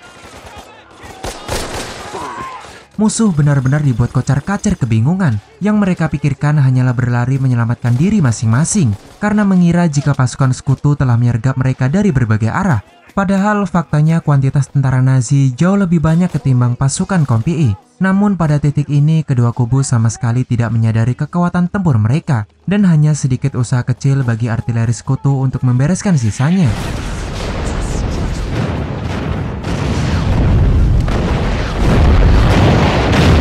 Begitupun sebaliknya, tak butuh waktu lama bagi artileri Jerman untuk membalas serangan mereka. Akibatnya beberapa serdadu Kompi mengalami cedera. Untunglah pertempuran dahsyat ini dimenangkan pihak sekutu. Mereka baru menyadari jika sekelompok tentara yang dibantai merupakan pasukan Waffen SS. Menyerahkan tawanan perang ke batalion adalah pilihan bijak. Tapi Kapten Winters harus berduka karena kematian salah satu bawahannya. Membuatnya sedikit termenung sebelum situasi lebih diperburuk dengan kabar gugurnya Mayor Harten. Ia tewas setelah pusat komando Batalion 2 diserang habis-habisan oleh pasukan Nazi. Dengan gugurnya Mayor Harten, secara sistematis Kapten Winters pun akhirnya dipromosikan menjadi perwira eksekutif Kolonel Strayer. Promosi tersebut juga berarti bahwa Winters tidak lagi memerintahkan isi company dalam pertempuran. Sementara kendali atas Kompi kini akan digantikan oleh Letnan Mus. Mengawali misi pertamanya, ia pun melaporkan bahwa operasi Pegasus sudah disiapkan secara matang, kemudian akan dimulai pada dini hari. Namun tampaknya Kapten Winters masih sangat mengkhawatirkan Kompi. Tak mengherankan, mengingat ialah yang selama ini telah memimpin dan mengayomi mereka. Malam semakin larut, operasi Pegasus pun dilancarkan. Letnan Mus dan segenap satuan airborne Inggris menyeberang melintasi Sungai Rhine, salah satu akses masuk untuk menyelamatkan tentara Inggris yang terjebak. And here we all are. Well, let's go. Entah apa yang terjadi selanjutnya, tapi ternyata misi penyelamatan tersebut telah sukses terlaksana. Tentara sekutu pun berakhir merayakan keberhasilan mereka. Victory and Krahi! Selang beberapa hari kemudian, tepatnya pada tanggal 31 Oktober 1944, kala itu Kapten Winter sedikit berbagi tentang pengalamannya dalam memimpin kompi isi. Begitupun Letnan Moose yang terlihat mendengarnya secara seksama. Hold your fire! Namun, sunyinya malam seketika berubah menegangkan. Setelah seorang prajurit patroli tak sengaja menembak Letnan Moose, faktor ketidaksengajaan malah mengancam nyawa sang letnan. Namun, apalah daya. Dengan adanya insiden ini, bisa dipastikan bahwa isi company sedang mengalami kekosongan komandan. Untungnya resimen segera bertindak cepat, mempercayakan Letnan Dike menjadi pimpinan kompi yang baru. Namun diperkirakan saat ini kekuatan tempur kompi hanya berjumlah sekitar 65%, apalagi rata-rata diisi oleh anggota baru dan pengganti, termasuk Letnan Dike. Tentu saja hal itu menyebabkan Kapten Winter semakin mengkhawatirkan performa kompi. Kecemasannya terhenti sejenak setelah Kapten Nixon memberikan sebuah izin cuti selama 48 jam, hadiah spesial dari Kolonel Singh, terutama menjadi momen yang tepat bagi Kapten Winters pergi melihat peradaban. Ia pun segera memutuskan untuk berlibur ke Paris, merasakan sensasi kebebasan dan sejenak melupakan kejamnya sebuah peperangan.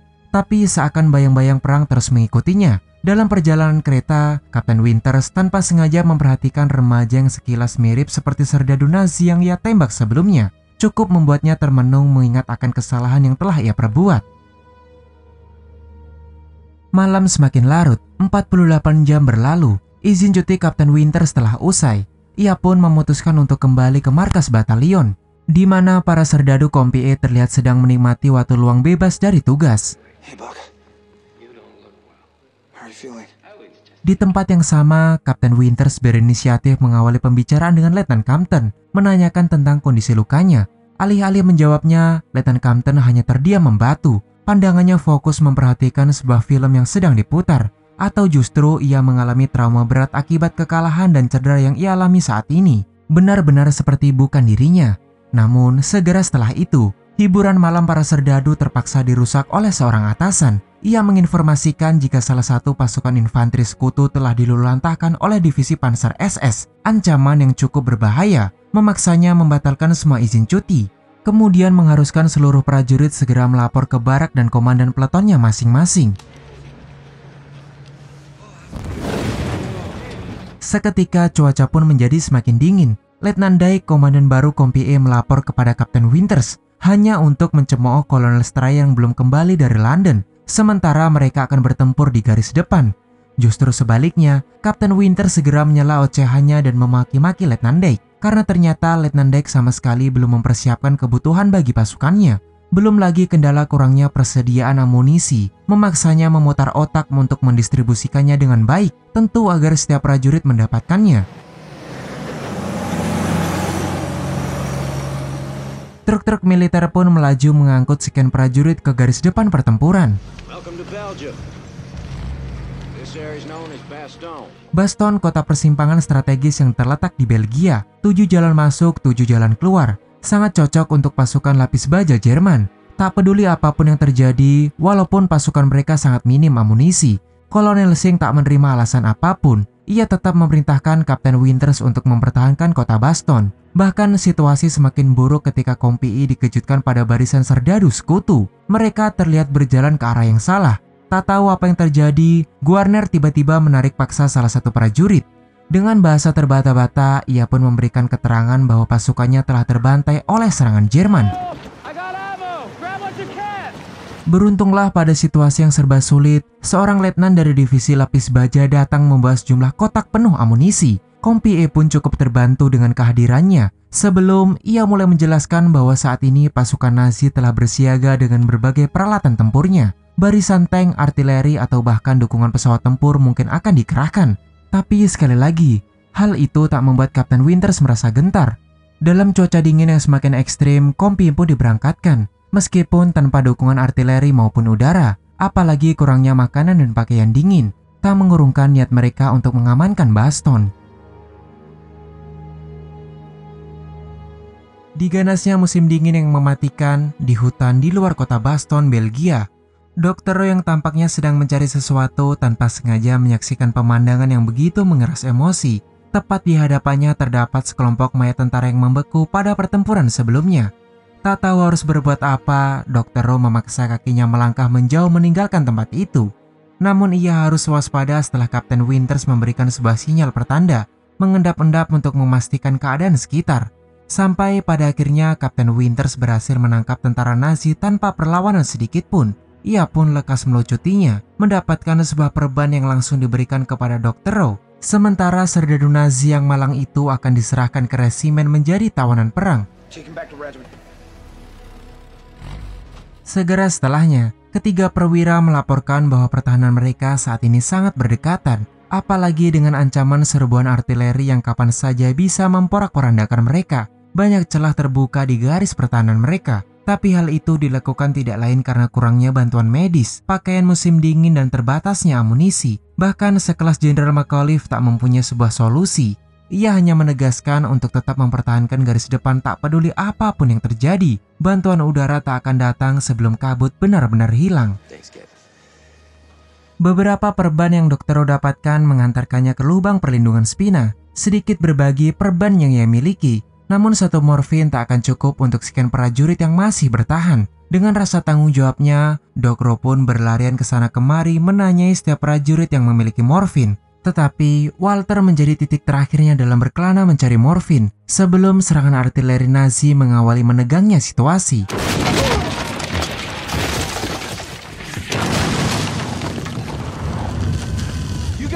Teriakan meminta bantuan kepada medis membawa Dr. Roy ke salah satu prajurit yang mengalami cedera. Ia pun segera bertindak cepat memberikan penanganan. Namun untunglah luka yang ia alami tidak terlalu berdampak buruk pada tubuhnya. Ditambah lagi serangan artileri Jerman pun seketika terhenti, memberikan kesempatan bagi Spina untuk mencari posisi Batalion 3, di mana tujuannya adalah meminta morfin, infus, dan berbagai peralatan medis lainnya. Namun setibanya di sana, justru Spina tak mendapat apa yang ia inginkan, melainkan hanya beberapa perban yang mereka berikan.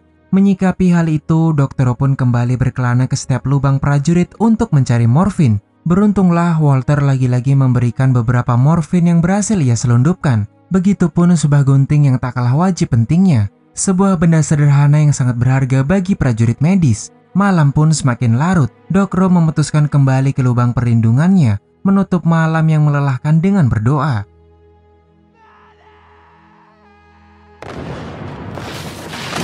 Tetapi tidak dengan hari berikutnya, dentuman artileri terdengar di setiap arah, menghancurkan apapun yang dilalui. Bahkan Dr. Roy harus kembali menangani salah satu serdadu yang mendapat cedera cukup parah.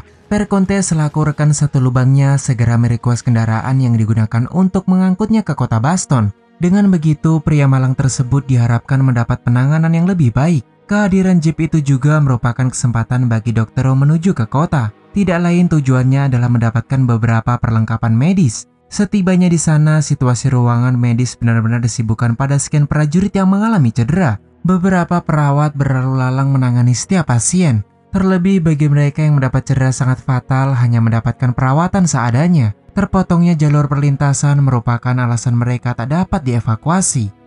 Beruntunglah di tempat itu Dr. Roy juga berkenalan dengan salah satu perawat bernama Rene. Kemudian memberinya beberapa perlengkapan medis yang dibutuhkan, terutama infus dan morfin. Begitupun sebungkus coklat sebagai tanda persahabatan mereka.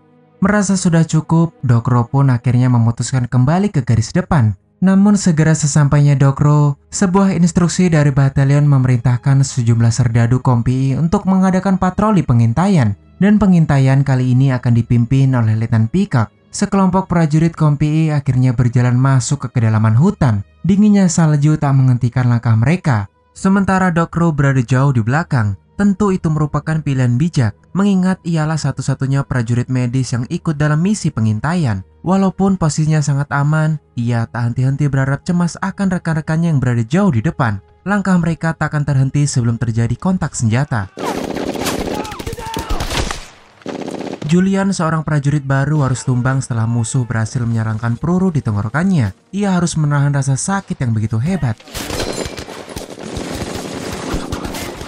Tembakan bertubi-tubi dari musuh menyebabkan Hevron tak mampu meraih Julian. Bahkan ketika tembakan penekan dilepaskan, tak merubah kondisi apapun. Situasi mereka semakin terpojok, ditambah lagi posisi kompi isi ternyata kurang menguntungkan.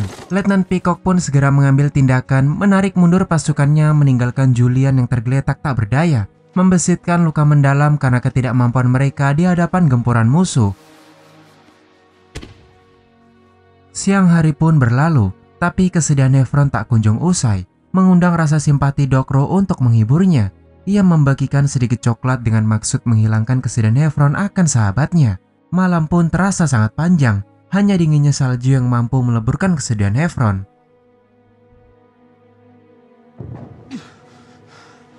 Momen yang sangat ditunggu-tunggu akhirnya tiba. Pagi ini kabut benar-benar telah hilang. Tak butuh waktu lama, melintaslah sejumlah pesawat menurunkan banyak sekali kotak persediaan. Dan untuk kedua kalinya, Dokro menyempatkan diri kembali ke kota, mengambil sejumlah persediaan yang telah dijatuhkan.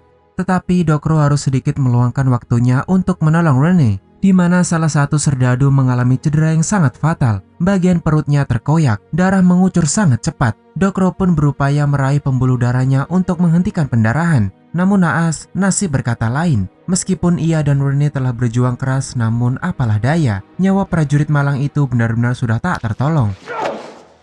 Dokro pun lagi-lagi harus menyaksikan rekannya tewas satu persatu. Tentu saja hal itu semakin membuat mentalnya semakin tertekan. Hingga di suatu waktu di lubang perlindungan, Dokro melihat dengan mata kepalanya sendiri jika Nazi akan menginisiasi serangan lebih awal. Pasukan yang entah berjumlah berapa orang lengkap dengan sekian Half-Track yang dikerahkan. Gemuruh tanah pun mulai terasa. Suara gesekan roda rantai menandakan jika musuh sudah semakin dekat, memancing Walter untuk segera mengokang senapan mesinnya.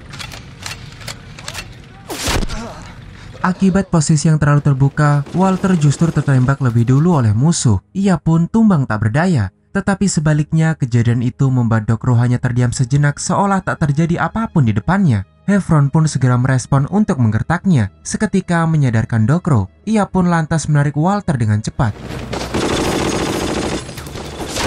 Timah panas berlalu lalang bergantian. Situasi peperangan kini semakin mencekam. Tetapi Dokro seperti tak mempedulikan apapun. Ia hanya fokus untuk memberi penanganan kepada luka Walter. Walter mengatakan bahwa saat ini kakinya tak merasakan apapun. Salju yang membeku seolah-olah tak membuat kakinya merasa dingin. Perasaan resah dan cemas membuat Walter semakin ketakutan. Tetapi saat ini yang perlu dikhawatirkan adalah musuh yang terus berdatangan. Dokro pun lekas memanggil Lipton, memintanya untuk membantu menarik Walter mundur ke posisi aman. Dengan begitu, ia akan lebih leluasa untuk memastikan Walter agar tetap tersadar. Dengan tetap memegang infus, Dr. Rowe berhasil membawa Walter ke tempat bantuan medis, disusul dengan sejumlah perawat yang segera menanganinya.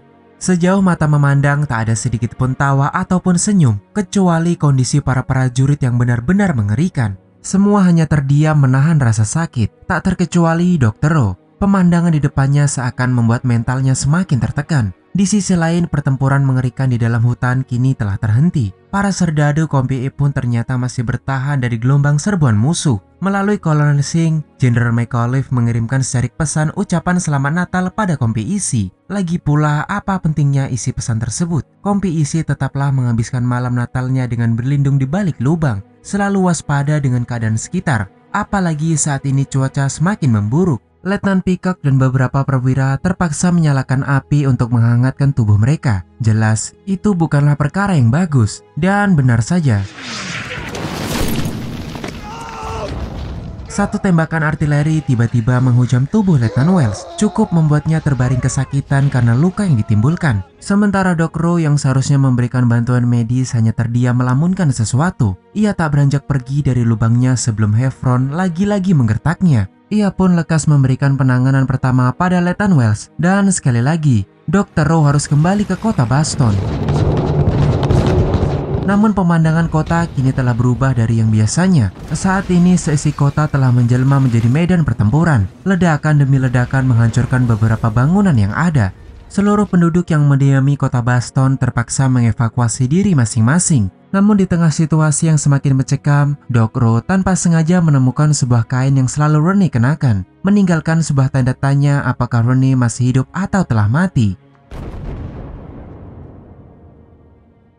Malam yang sangat panjang telah berlalu. Ia terus berjalan ke garis depan hingga pagi yang dingin kemudian menyambutnya, menerangi setiap tempat di mana darah menjadi sesuatu yang wajar.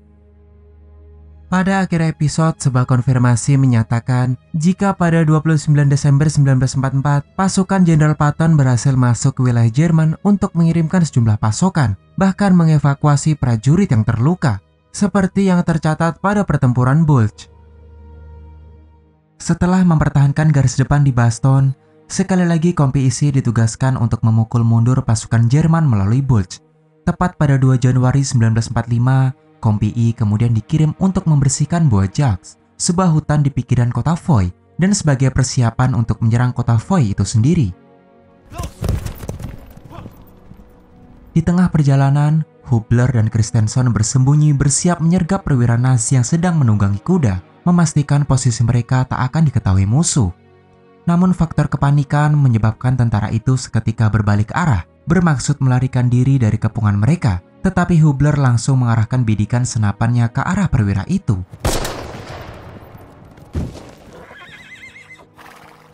Merasa berhasil melumpuhkannya, ketiga orang itu tergesa-gesa untuk mendekat, mendapati bahwa perwira Nazi tersebut telah tewas di tangan mereka. Perasaan menyesal ataupun bersalah tampaknya sesuatu yang tidak mungkin. Hubler justru sangat senang ketika berhasil mendapatkan sebuah Luger yang selama ini ia inginkan. Setibanya pasukan Kompi Isi, Hubler terus mengoceh bagaimana cara ia mendapatkan pistol Luger tersebut, memamerkannya ke setiap rekan-rekannya, meskipun saat ini mereka sedang disibukkan untuk menggali foxhole atau lubang perlindungan. Di satu sisi, Letnan Dyke yang bertugas sebagai komandan Kompi terus-menerus menghilang. Beliau seharusnya memantau kondisi Kompi saat ini, namun hampir seharian penuh ia tak kunjung terlihat, dan tiba-tiba terdengar bunyi tembakan. Anggota Kompi pun digegerkan oleh Hubler yang tak sengaja menembak bagian kakinya sendiri. Ia mengaku jika pistol Luger yang ia selipkan di sakunya meletus begitu saja. Raut wajahnya tampak menahan rasa sakit luar biasa. Sementara rekan-rekannya hanya berusaha sebaik mungkin demi menjaganya agar tetap tersadar. Tak terkecuali Dr. Rowe yang kemudian segera memberinya penanganan pertama. Tetapi takdir berkata lain. Sekeras apapun mereka berusaha, sepertinya berujung hasil yang sia-sia. Faktor pendarahan merupakan penyebab utama nyawa Hubler tak terselamatkan. Sementara itu, Lipton lekas menghadap Kapten Winters dan melaporkan tentang kematian Hubler. Lipton bahkan semakin mencemaskan keadaan Kompi saat ini, terlebih jika satu persatu anggota mereka tewas berjatuhan. Situasi lebih diperburuk karena komandan Kompi mereka selalu menghilang. Ketidakjelasan Letnan Dyke dalam memimpin semakin memperparah formasi Kompi. Bahkan Kapten Winters berniat menyingkirkan Letnan Dyke, kemudian mengangkat Letnan Compton menjadi pimpinan Kompi yang baru. Meski demikian, kendala itu bukanlah tugasnya lagi. Lagi pula saat ini Letnan Compton telah berubah sejak ia tertembak di Belanda. Kematian rekan-rekannya dan kerasnya peperangan merubah kepribadiannya menjadi lebih serius. Ia selalu mondar-mandir ke setiap lubang, mengingatkan anggota Kompi untuk berhati-hati dalam bertindak, berhenti melakukan hal-hal bodoh yang dapat membahayakan nyawa mereka. Namun sebuah nasihat tak selamanya dianggap positif. Terlihat bagaimana Heffron menyikapi teguran superiornya, bahkan beranggapan bahwa Letnan Compton seperti orang gila yang telah terguncang kejiwaannya. Kendati demikian, Lipton selaku Sersan 1 selalu meluruskan para anggota Kompi untuk berpikir positif, membuang jauh-jauh kekhawatiran mereka pada ketidakbecusan Letnan Dyke dan sesuatu yang dapat mengganggu keseimbangan Kompi, karena yang terpenting saat ini adalah menjaga kesatuan Kompi. Keesokan paginya, seorang utusan datang memberikan sepojok surat kepada Kapten Nixon. Isi surat tersebut adalah terpilihnya Kapten Nixon menjadi juru kampanye perang dan mendapatkan izin cuti selama 30 hari pulang ke Amerika. Tapi bagaimana mungkin ia akan meninggalkan sahabatnya setelah berjuang dan mengabdi di Baston? Tak kehilangan akal sedikit pun, kedua perwira itu terpaksa memutar otak, kemudian memutuskan untuk memulangkan Letnan Peacock. Lagi pula keputusan itu juga bukan tanpa alasan. Hal itu terlihat jelas pada pertempuran sebelumnya, di mana Letnan Peacock sebenarnya kurang piawai dalam memimpin pasukan. Kemudian segera setelahnya muncullah Kolonel Singh, hanya untuk meminta laporan dari Kapten Nixon tentang situasi kota Foy sejauh ini, termasuk beberapa serdadu pembawa kamera yang menyorot aktivitas Kompi saat ini. Tak terkecuali kehadiran Joe yang telah kembali dari pusat bantuan medis. Salah satu kabar gembira yang cukup membuat Guarner merasa senang akan kehadiran sahabatnya. Seiring berjalannya waktu, tepat pada 3 Januari kebanyakan pasukan Kompi Isi telah maju dari posisi lamanya. Beberapa prajurit lainnya bergabung dengan Kompi Dock untuk menjaga garis depan. Setibanya di pinggiran kota, Lipton menyadari bahwa pasukan musuh kini masih menguasai kota. Mereka tak punya pilihan lain selain memperkuat perlindungan, bahkan tak akan mundur meskipun dijadikan sasaran tembak berikutnya. Hal itu terlihat jelas di mana setiap anggota kompi menyibukkan diri memperbaiki lubang perlindungan yang telah dihancurkan oleh musuh. Begitupun sebaliknya, tak butuh waktu lama bagi tentara Nazi untuk menyadari aktivitas kompi di pinggiran kota, hingga akhirnya sebuah meriam Flak 88 ditembakkan mengarah ke hutan. Serdadu kompi yang sedang membenahi pertahanan, mereka pun terpaksa berlarian mencari perlindungan. Anggota kompi benar-benar dilanda kepanikan. Rentetan teror terus menghujani mereka dari segala arah.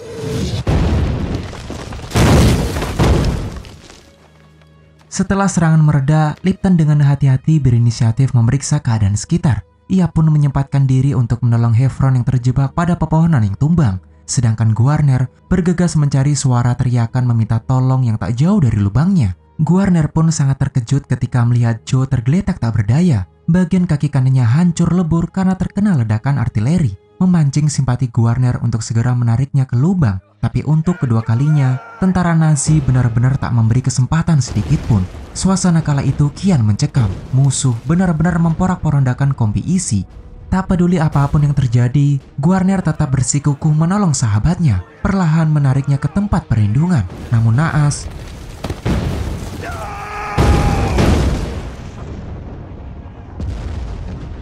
kedua serdadu malang itu mengalami nasib yang sungguh mengerikan.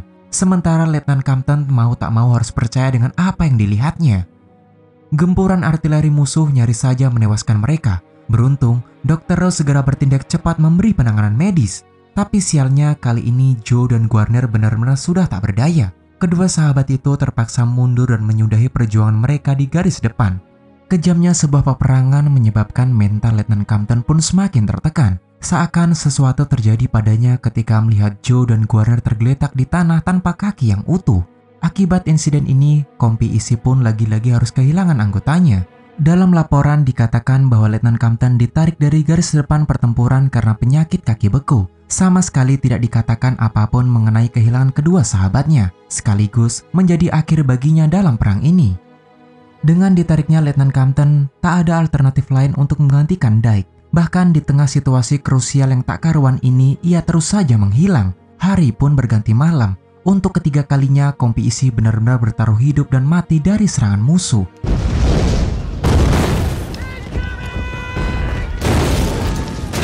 Hujan peluru artileri Nazi semakin membuat suasana malam kian mencekam. Seakan teror kematian sudah di depan mata. Tak banyak yang bisa mereka lakukan selain mencari tempat berlindung. George bahkan harus berjuang keras merayap untuk masuk ke lubang. Sementara Mark dan Penkala hanya berteriak demi memastikan George segera sampai ke lubang bersama mereka. Tapi takdir berkata lain.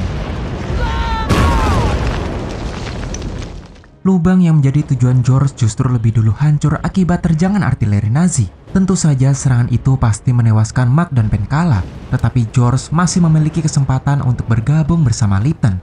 Tidak berbeda dengan serdadu lain, keadaan mereka juga terdesak, bahkan bisa dikatakan mereka nyaris terbunuh. Namun untunglah sebuah peluru yang mendarat tepat di hadapan mereka secara ajaib tak meledak. Sedikit menghela nafas dan menutup malam kompi isi yang penuh dengan teror. Keesokan paginya, kondisi saat itu benar-benar kacau. Puing-puing pepohonan yang hancur seperti menggambarkan perasaan para prajurit.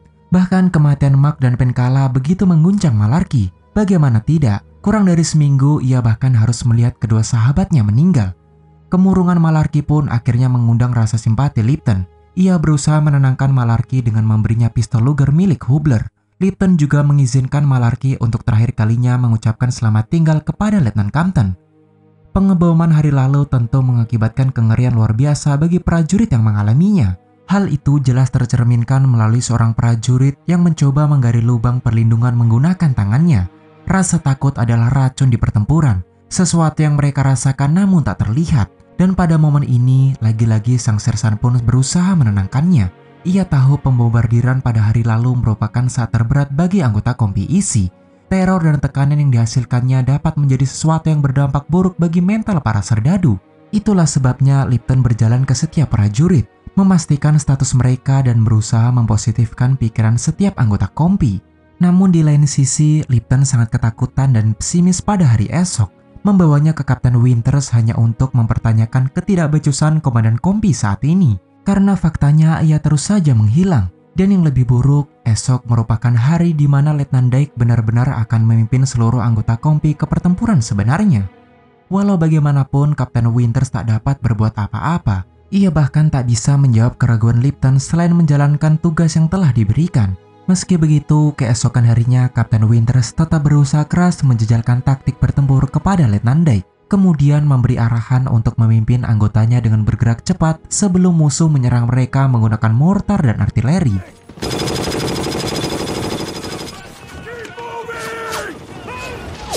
Tembakan penekan pun dilepaskan. Kompi isi berlari cepat mengarah ke persembunyian sekelompok tentara Nazi. Namun seperti yang dikatakan Lipton sebelumnya, Letnan Dike malah merusak formasi Kompi. Ia tiba-tiba kebingungan akan hal-hal yang tak begitu penting. Bahkan di luar perkiraan seluruh anggota Kompi, Letnan Dike justru memerintahkan pasukannya untuk mundur. Tentu saja hal itu merusak tatanan strategi yang telah disusun dengan matang. Sementara di belakang, Kapten Winters meneriaki mereka untuk terus bergerak maju. Karena apa yang Letnan Dike perbuat justru memberikan peluang bagi musuh untuk mendesak mereka.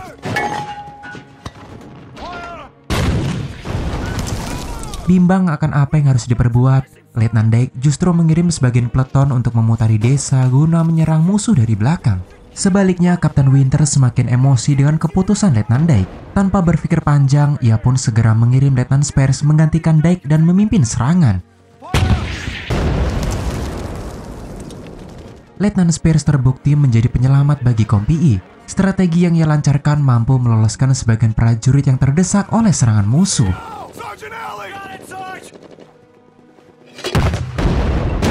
Tembakan mortar membuka jalan bagi Kompi untuk terus bergerak maju mengcounter musuh. Tetapi pada titik ini nampaknya pasukan Jerman masih sanggup bertahan, bahkan terus memberikan perlawanan. Banyak infanteri maupun kendaraan lapis baja yang mereka kerahkan, dan sekali lagi mendesak Kompi Is yang terus bergerak. Situasi lebih diperburuk ketika mereka belum melihat anggota peleton yang memutari desa. Komunikasi radio pun bahkan tak bisa menghubungi mereka. Meski demikian, kecemasan Lipton akan anggotanya seketika mereda. Hal itu dikarenakan Letnan Spears melakukan tindakan di luar nalar. Tanpa rasa gentar atau takut sedikit pun, ia justru berlari menerobos kelompok musuh untuk memberitahu anggota peleton di balik desa. Kemudian berlari kembali tanpa mendapat luka sedikit pun.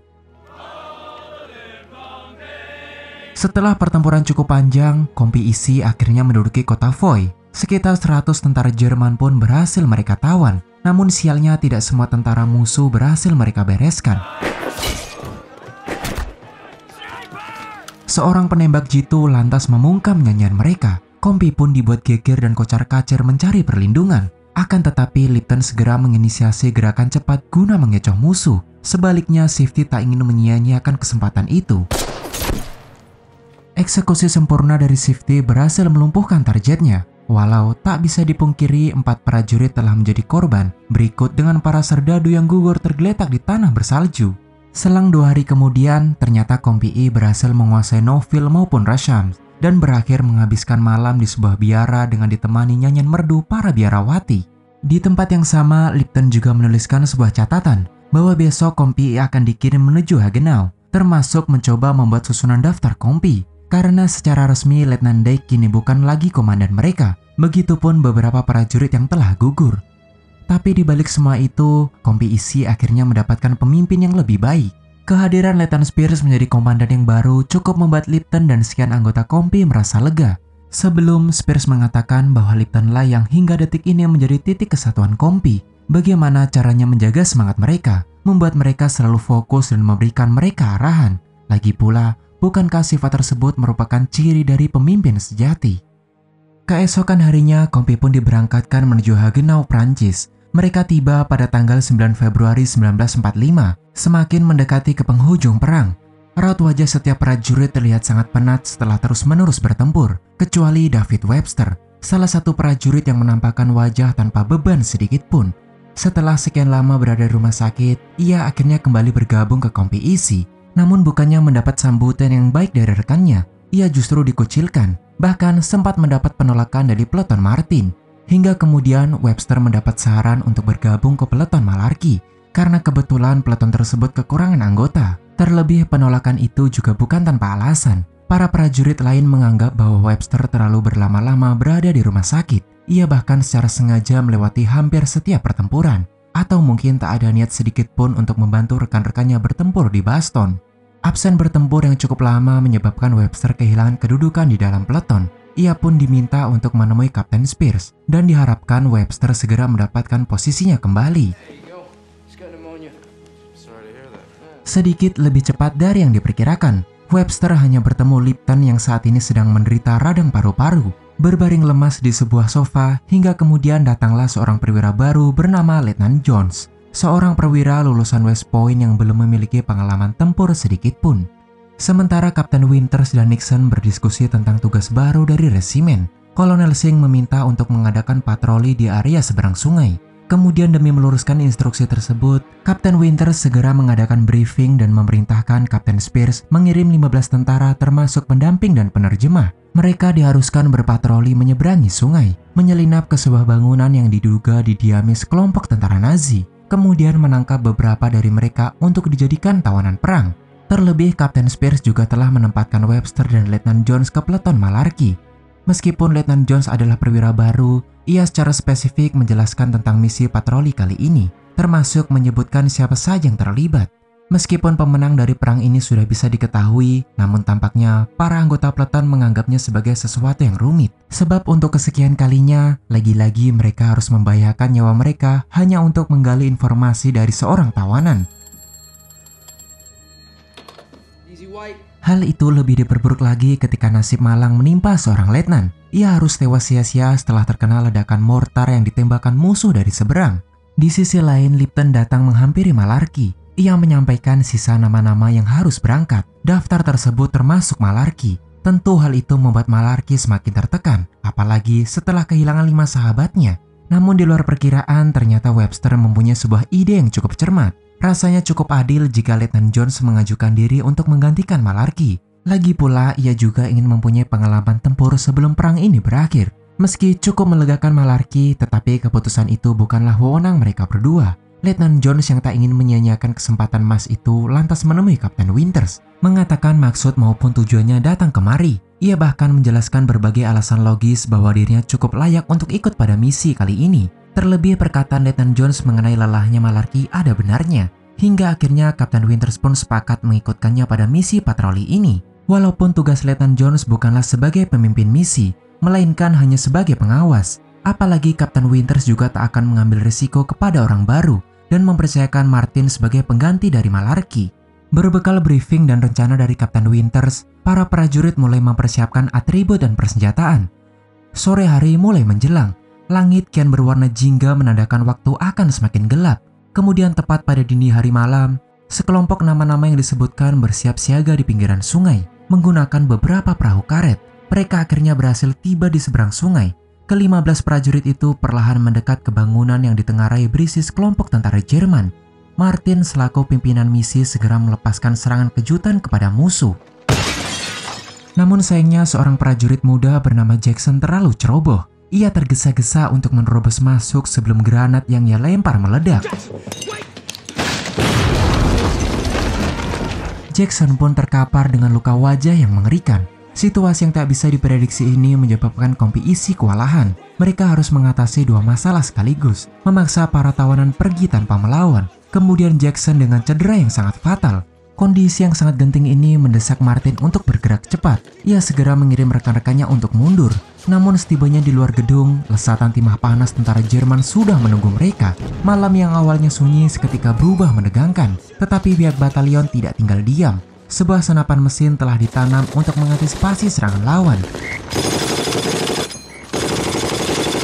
Memberi kesempatan bagi kompi isi untuk mundur kembali ke markas. Prioritas utama mereka kali ini adalah menyelamatkan Jackson. Tetapi perasaan panik, cemas, dan amarah yang kian memuncak justru memperburuk situasi.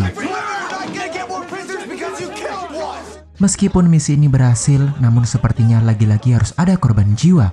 Jackson yang telah menahan rasa sakit cukup lama harus tewas sesaat setelah kemunculan Dr. Rowe. Seketika kondisi ruangan pun hening. Mereka terlihat kecewa karena gagal menyelamatkan Jackson. Tak ada yang bisa dilakukan selain berduka atas kematian rekan mereka. Tetapi belum sempat bernafas lega, Tiba-tiba terdengar sebuah isu di mana para atasan menginginkan misi patroli sekali lagi. Dan hal itu semakin jelas ketika Kolonel Singh terang-terangan membual tentang rasa bangganya karena kesuksesan misi semalam, setidaknya mengharapkan hasil yang sama. Tetapi sebaliknya, baik Kapten Nixon maupun Winters justru mengeluhkan perintah tersebut. Mereka tak tega jika para prajurit Kompi E tewas sia-sia di penghujung perang ini. Bahkan siapa yang menyangka, ternyata Kapten Winters berinisiatif memalsukan laporan demi melindungi anak buahnya. 1 hari berlalu, hari yang cukup sempurna karena beberapa serdadu akhirnya mendapat kenaikan pangkat, termasuk sang kapten. Meneruskan perintah Kolonel Singh, Richard Davis Winters kini akhirnya resmi diangkat menjadi mayor, suatu kabar yang cukup membanggakan sekaligus mengharukan. Pada akhir episode, terlihat para serdadu Kompi E ditarik dari garis depan pertempuran, meninggalkan Hagenau yang penuh dengan luka maupun kepahitan. Dan berikutnya, mereka akan memasuki wilayah Jerman. 11 April 1945, sebuah kota kecil di wilayah Jerman. Iringan melodi kesedihan menemani para penduduk sipil dengan puing-puing bangunan yang hancur. Dosa yang diperbuat para penguasa justru menjadikan mereka korban perang yang sesungguhnya. Tak peduli anak-anak, muda, ataupun orang tua, semua golongan itu bahu-membahu mengais kepunyaan mereka. George, Perconte, Lipgat, Webster, dan Randleman sedang duduk di lantai 2 mengawasi pembersihan hingga Kapten Nixon bergabung bersama mereka. 1 bulan sebelumnya, tepat setelah Kompi Isi tiba di negeri Jerman, kita dibawa untuk mengamati kelas balik dari Kapten Nixon. Wajah murung tanpa ekspresi menandakan telah terjadi sesuatu. Hal itu semakin jelas ketika Kapten Nixon terang-terangan frustasi atas gagalnya misi penerjunan Divisi Lintas Udara ke-17. Pesawatnya hancur tak lama setelah dia melompat, menewaskan semua para awak di dalamnya, kecuali dirinya dan beberapa para troopers yang berhasil terjun sebelum pesawatnya meledak. Walau tak bisa dipungkiri bahwa Kapten Nixon sangat terpukul atas tragedi tersebut.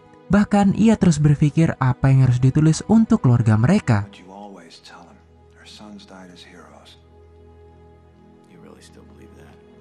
Tak berbeda dari ungkapan biasa, sepertinya saran tersebut kurang memuaskan Kapten Nixon. Di tengah situasi yang cukup tenang ini, Perconte dan serdadu pengganti bernama O'Keefe dikirim ke pos terdepan, menggantikan Hesse yang sedang berjaga. Perlahan tapi pasti, Perconte segera menyamankan posisi duduknya, berharap mendapat ketenangan sembari membaca buku yang Hesse pinjamkan. Namun seperti kebanyakan prajurit baru lainnya, O'Keefe yang belum pernah melihat pertempuran apapun terus membual mengharapkan aksi pertempuran. Sikapnya yang periang dan ceria menyinggung Perconte, yang kemudian mencacinya dengan kata-kata kasar.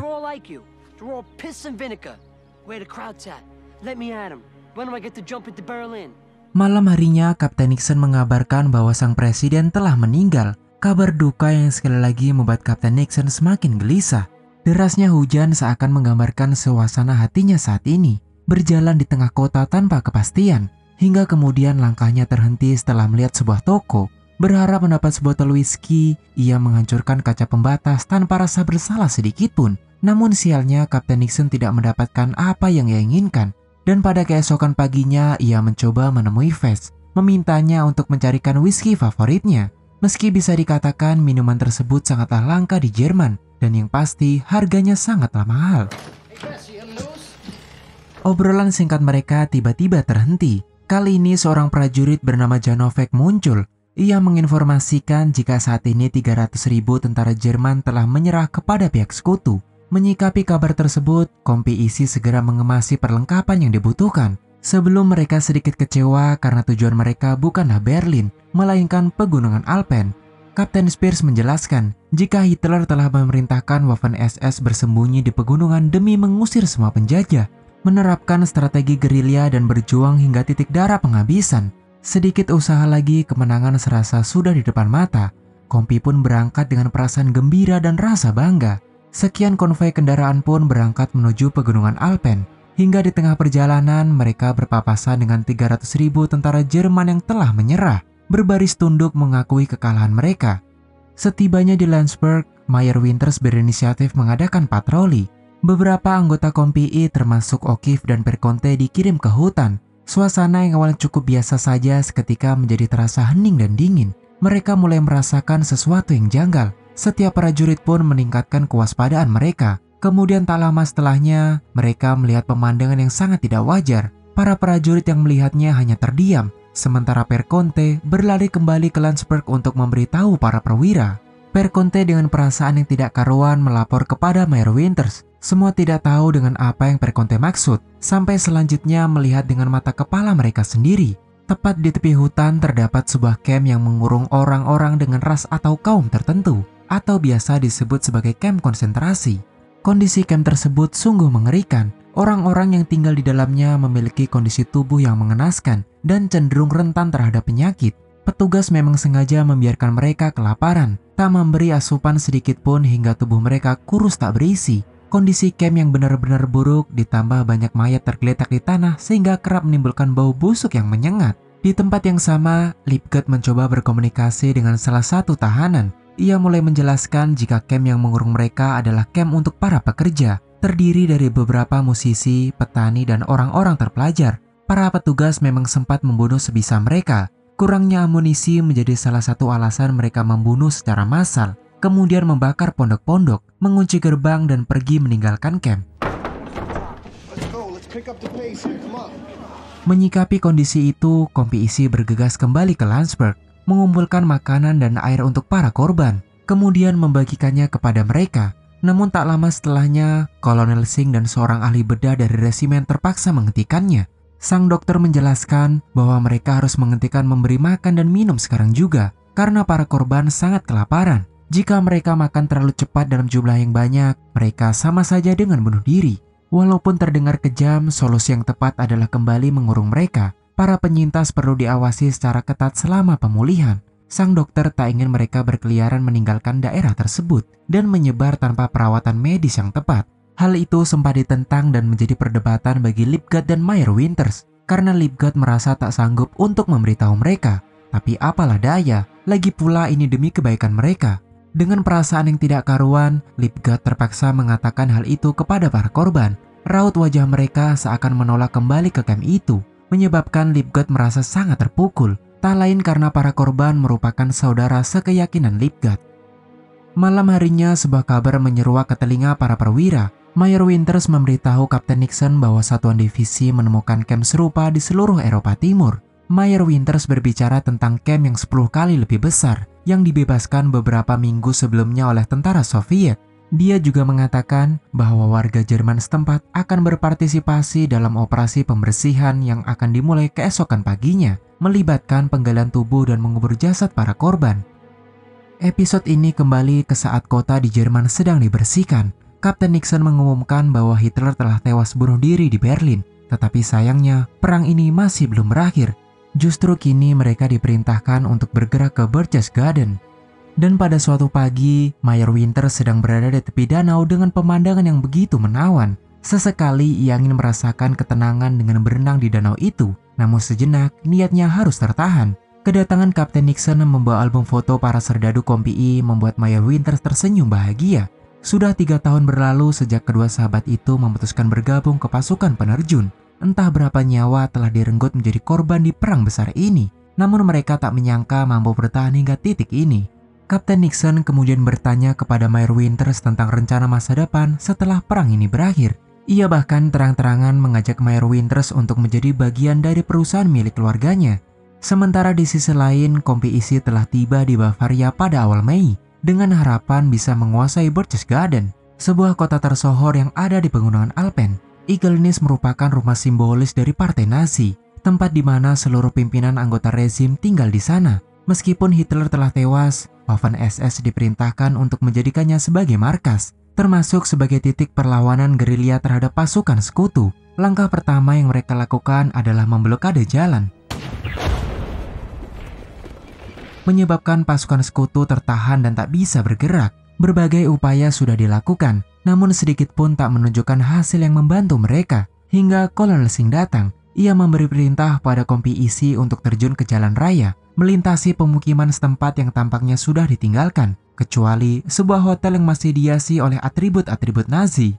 Para karyawan yang belum sempat pergi dari hotel tersebut tiba-tiba dilanda kepanikan. Kehadiran Kompi Isi ternyata membuat mereka ketakutan. Kondisi hotel yang kosong dan beberapa pernak-pernik hotel menarik Mayor Winters dan Letnan Wells untuk menjarahnya. Lagi pula bagi pemenang harta rampasan perang adalah sesuatu yang wajar. Beberapa menit kemudian, Kapten Winters dan segenap serdadu Kompi E dikirim untuk menguasai Eagle Nest, sebuah mahakarya yang berdiri kokoh di puncak gunung bebatuan. Bukan aksi pertempuran seperti yang ditakutkan, melainkan hanya bangunan kosong yang dihuni oleh mayat-mayat perwira Nazi. Setelah dirasa aman, sekian perwira Kompi Isi menyempatkan diri untuk bersantai menikmati pemandangan puncak. Situasi lebih melegakan ketika sang mayor berkata jika semua tentara Jerman telah menyerah. Kejutan yang diberikan Mayor Winters bukan hanya itu. Kali ini ia berniat memberikan sebuah hadiah kemenangan kepada sahabatnya. Ia pun membawanya ke rumah Hermann Göring, salah satu tokoh tersohor di Partai Nazi. Kapten Nixon tak merasakan sesuatu yang begitu berarti, sampai ia melihat 10.000 tumpukan anggur terbaik di dunia. Ya, ia tidak sedang bermimpi. Perasaan takjub meliputi hatinya. Dalam kondisi terkagum-kagum, Mayor Winters berkata jika pihak sekutu telah memenangkan perang di Eropa. Keesokan paginya, Kompi Isi melanjutkan perjalanan ke Austria, negeri dengan keindahan yang tak kalah menawan. Bentangan gunung dan danau terlihat sangat indah. Terpukau, mungkin ungkapan itulah yang dirasakan Kompi Isi. Setibanya di tempat peristirahatan, Mayor Winters bertatap muka dengan salah satu perwira Nazi. Saat mereka mulai berhadapan, rasa canggung menyertai keduanya. Tetapi kemudian perwira itu meminta Mayor Winters menerima pistol miliknya, tanda sebagai simbol penyerahan pihak Jerman. Meskipun perang di Eropa telah berakhir, namun atmosfer di Pasifik terus bergejolak. Jepang masih terus memberikan perlawanan sengit kepada tentara Amerika. Menyikapi kondisi tersebut, Mayor Winters meminta para prajurit tetap bersiaga, mengadakan pelatihan tempur dan selalu bersiap mengangkat senjata dalam kondisi apapun. Kabar baiknya, beberapa prajurit telah mendapatkan poin yang cukup untuk lepas dari tugas dan pulang ke Amerika. Namun bagi mereka yang belum memiliki poin yang cukup, terpaksa bersabar dan menunggu keajaiban. Hingga keesokan harinya hal itu terbukti benar. Setelah sekian lama berada di medan pertempuran, Shifty berhasil memenangkan undian dan mendapat kesempatan untuk pulang kembali ke Amerika. Sedangkan para prajurit yang masih tertahan, mereka terpaksa mengikuti pelatihan tempur sesuai perintah. Lalu selanjutnya mereka akan dikirim ke Pasifik melawan tentara Jepang. Pada suatu siang, Lipgat, Webster, dan Six mendekati sebuah pondok yang dicurigai milik seorang perwira Nazi yang menjalankan salah satu kamp konsentrasi. Kehadiran Lipgat di sana bukan tanpa sebab. Ia berniat membalaskan dendam kaumnya setelah semua tragedi yang menimpa mereka. Meski berkali-kali Webster telah mengingatkan Lipgat untuk meredam emosinya, lagi pula ia tidak mempunyai bukti yang cukup. Perdebatan pun tak dapat terelakkan. Which one? Which camp? You don't have any proof. Lipgat yang telah dibutakan oleh rasa dendam dengan cepat menginterogasi pria parubaya itu, meneriakinya menggunakan kata-kata kasar. Hal itu menjadi terlalu tidak nyaman bagi Webster. Ia pun keluar dari pondok dan berusaha menenangkan diri. Tetapi tak lama kemudian terdengar bunyi tembakan. Lipgat tiba-tiba menembak leher pria itu. Dengan menahan rasa sakit, ia keluar dari pondok dan berusaha melarikan diri. Namun ternyata pistol yang Lipgat kenakan tiba-tiba rusak. Ia segera meminta Webster untuk menembaknya, tetapi Webster enggan melakukannya. Namun entah kenapa tiba-tiba Six menembak pria itu. Sejak peristiwa naas itu, Lipgat, Six, dan Webster tampak canggung dalam berkata. Tak banyak obrolan yang mereka bahas, kecuali satu kalimat yang Lipgat katakan, bahwa seorang perwira tak mungkin lari. Namun Webster segera menyalanya dan mengatakan jika perang telah berakhir, semua orang pasti akan lari. Sesampainya di sebuah perempatan, giliran Webster menggantikan Janovek untuk berjaga, memeriksa setiap orang dan kelengkapan para pelintas. Suasana kali itu sangat kondusif, sebelum sebuah insiden yang lagi-lagi harus merenggut nyawa seseorang. Tak lama setelah Janovek beranjak pergi, sebuah truk tak sengaja menjatuhkan sebuah tangki bahan bakar. Jeep itu pun akhirnya terperosok jatuh ke tepi jalan. Webster yang melihat kejadian itu bergegas menghampiri Janovek. Namun siapa yang menyangka bahwa hari itu adalah tugas terakhir Janovek.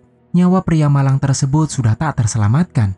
Kemudian pada malam harinya, insiden mengerikan semakin menjadi-jadi. Sersan Grant dan kedua rekannya tiba-tiba terhenti setelah melihat kedua mayat tergeletak di tengah jalan. Di bawah pengaruh minuman keras, seorang serdadu sekutu dengan sengaja menembak mati tentara Jerman dan Inggris hanya karena tidak diberi bahan bakar yang cukup oleh kedua tentara itu.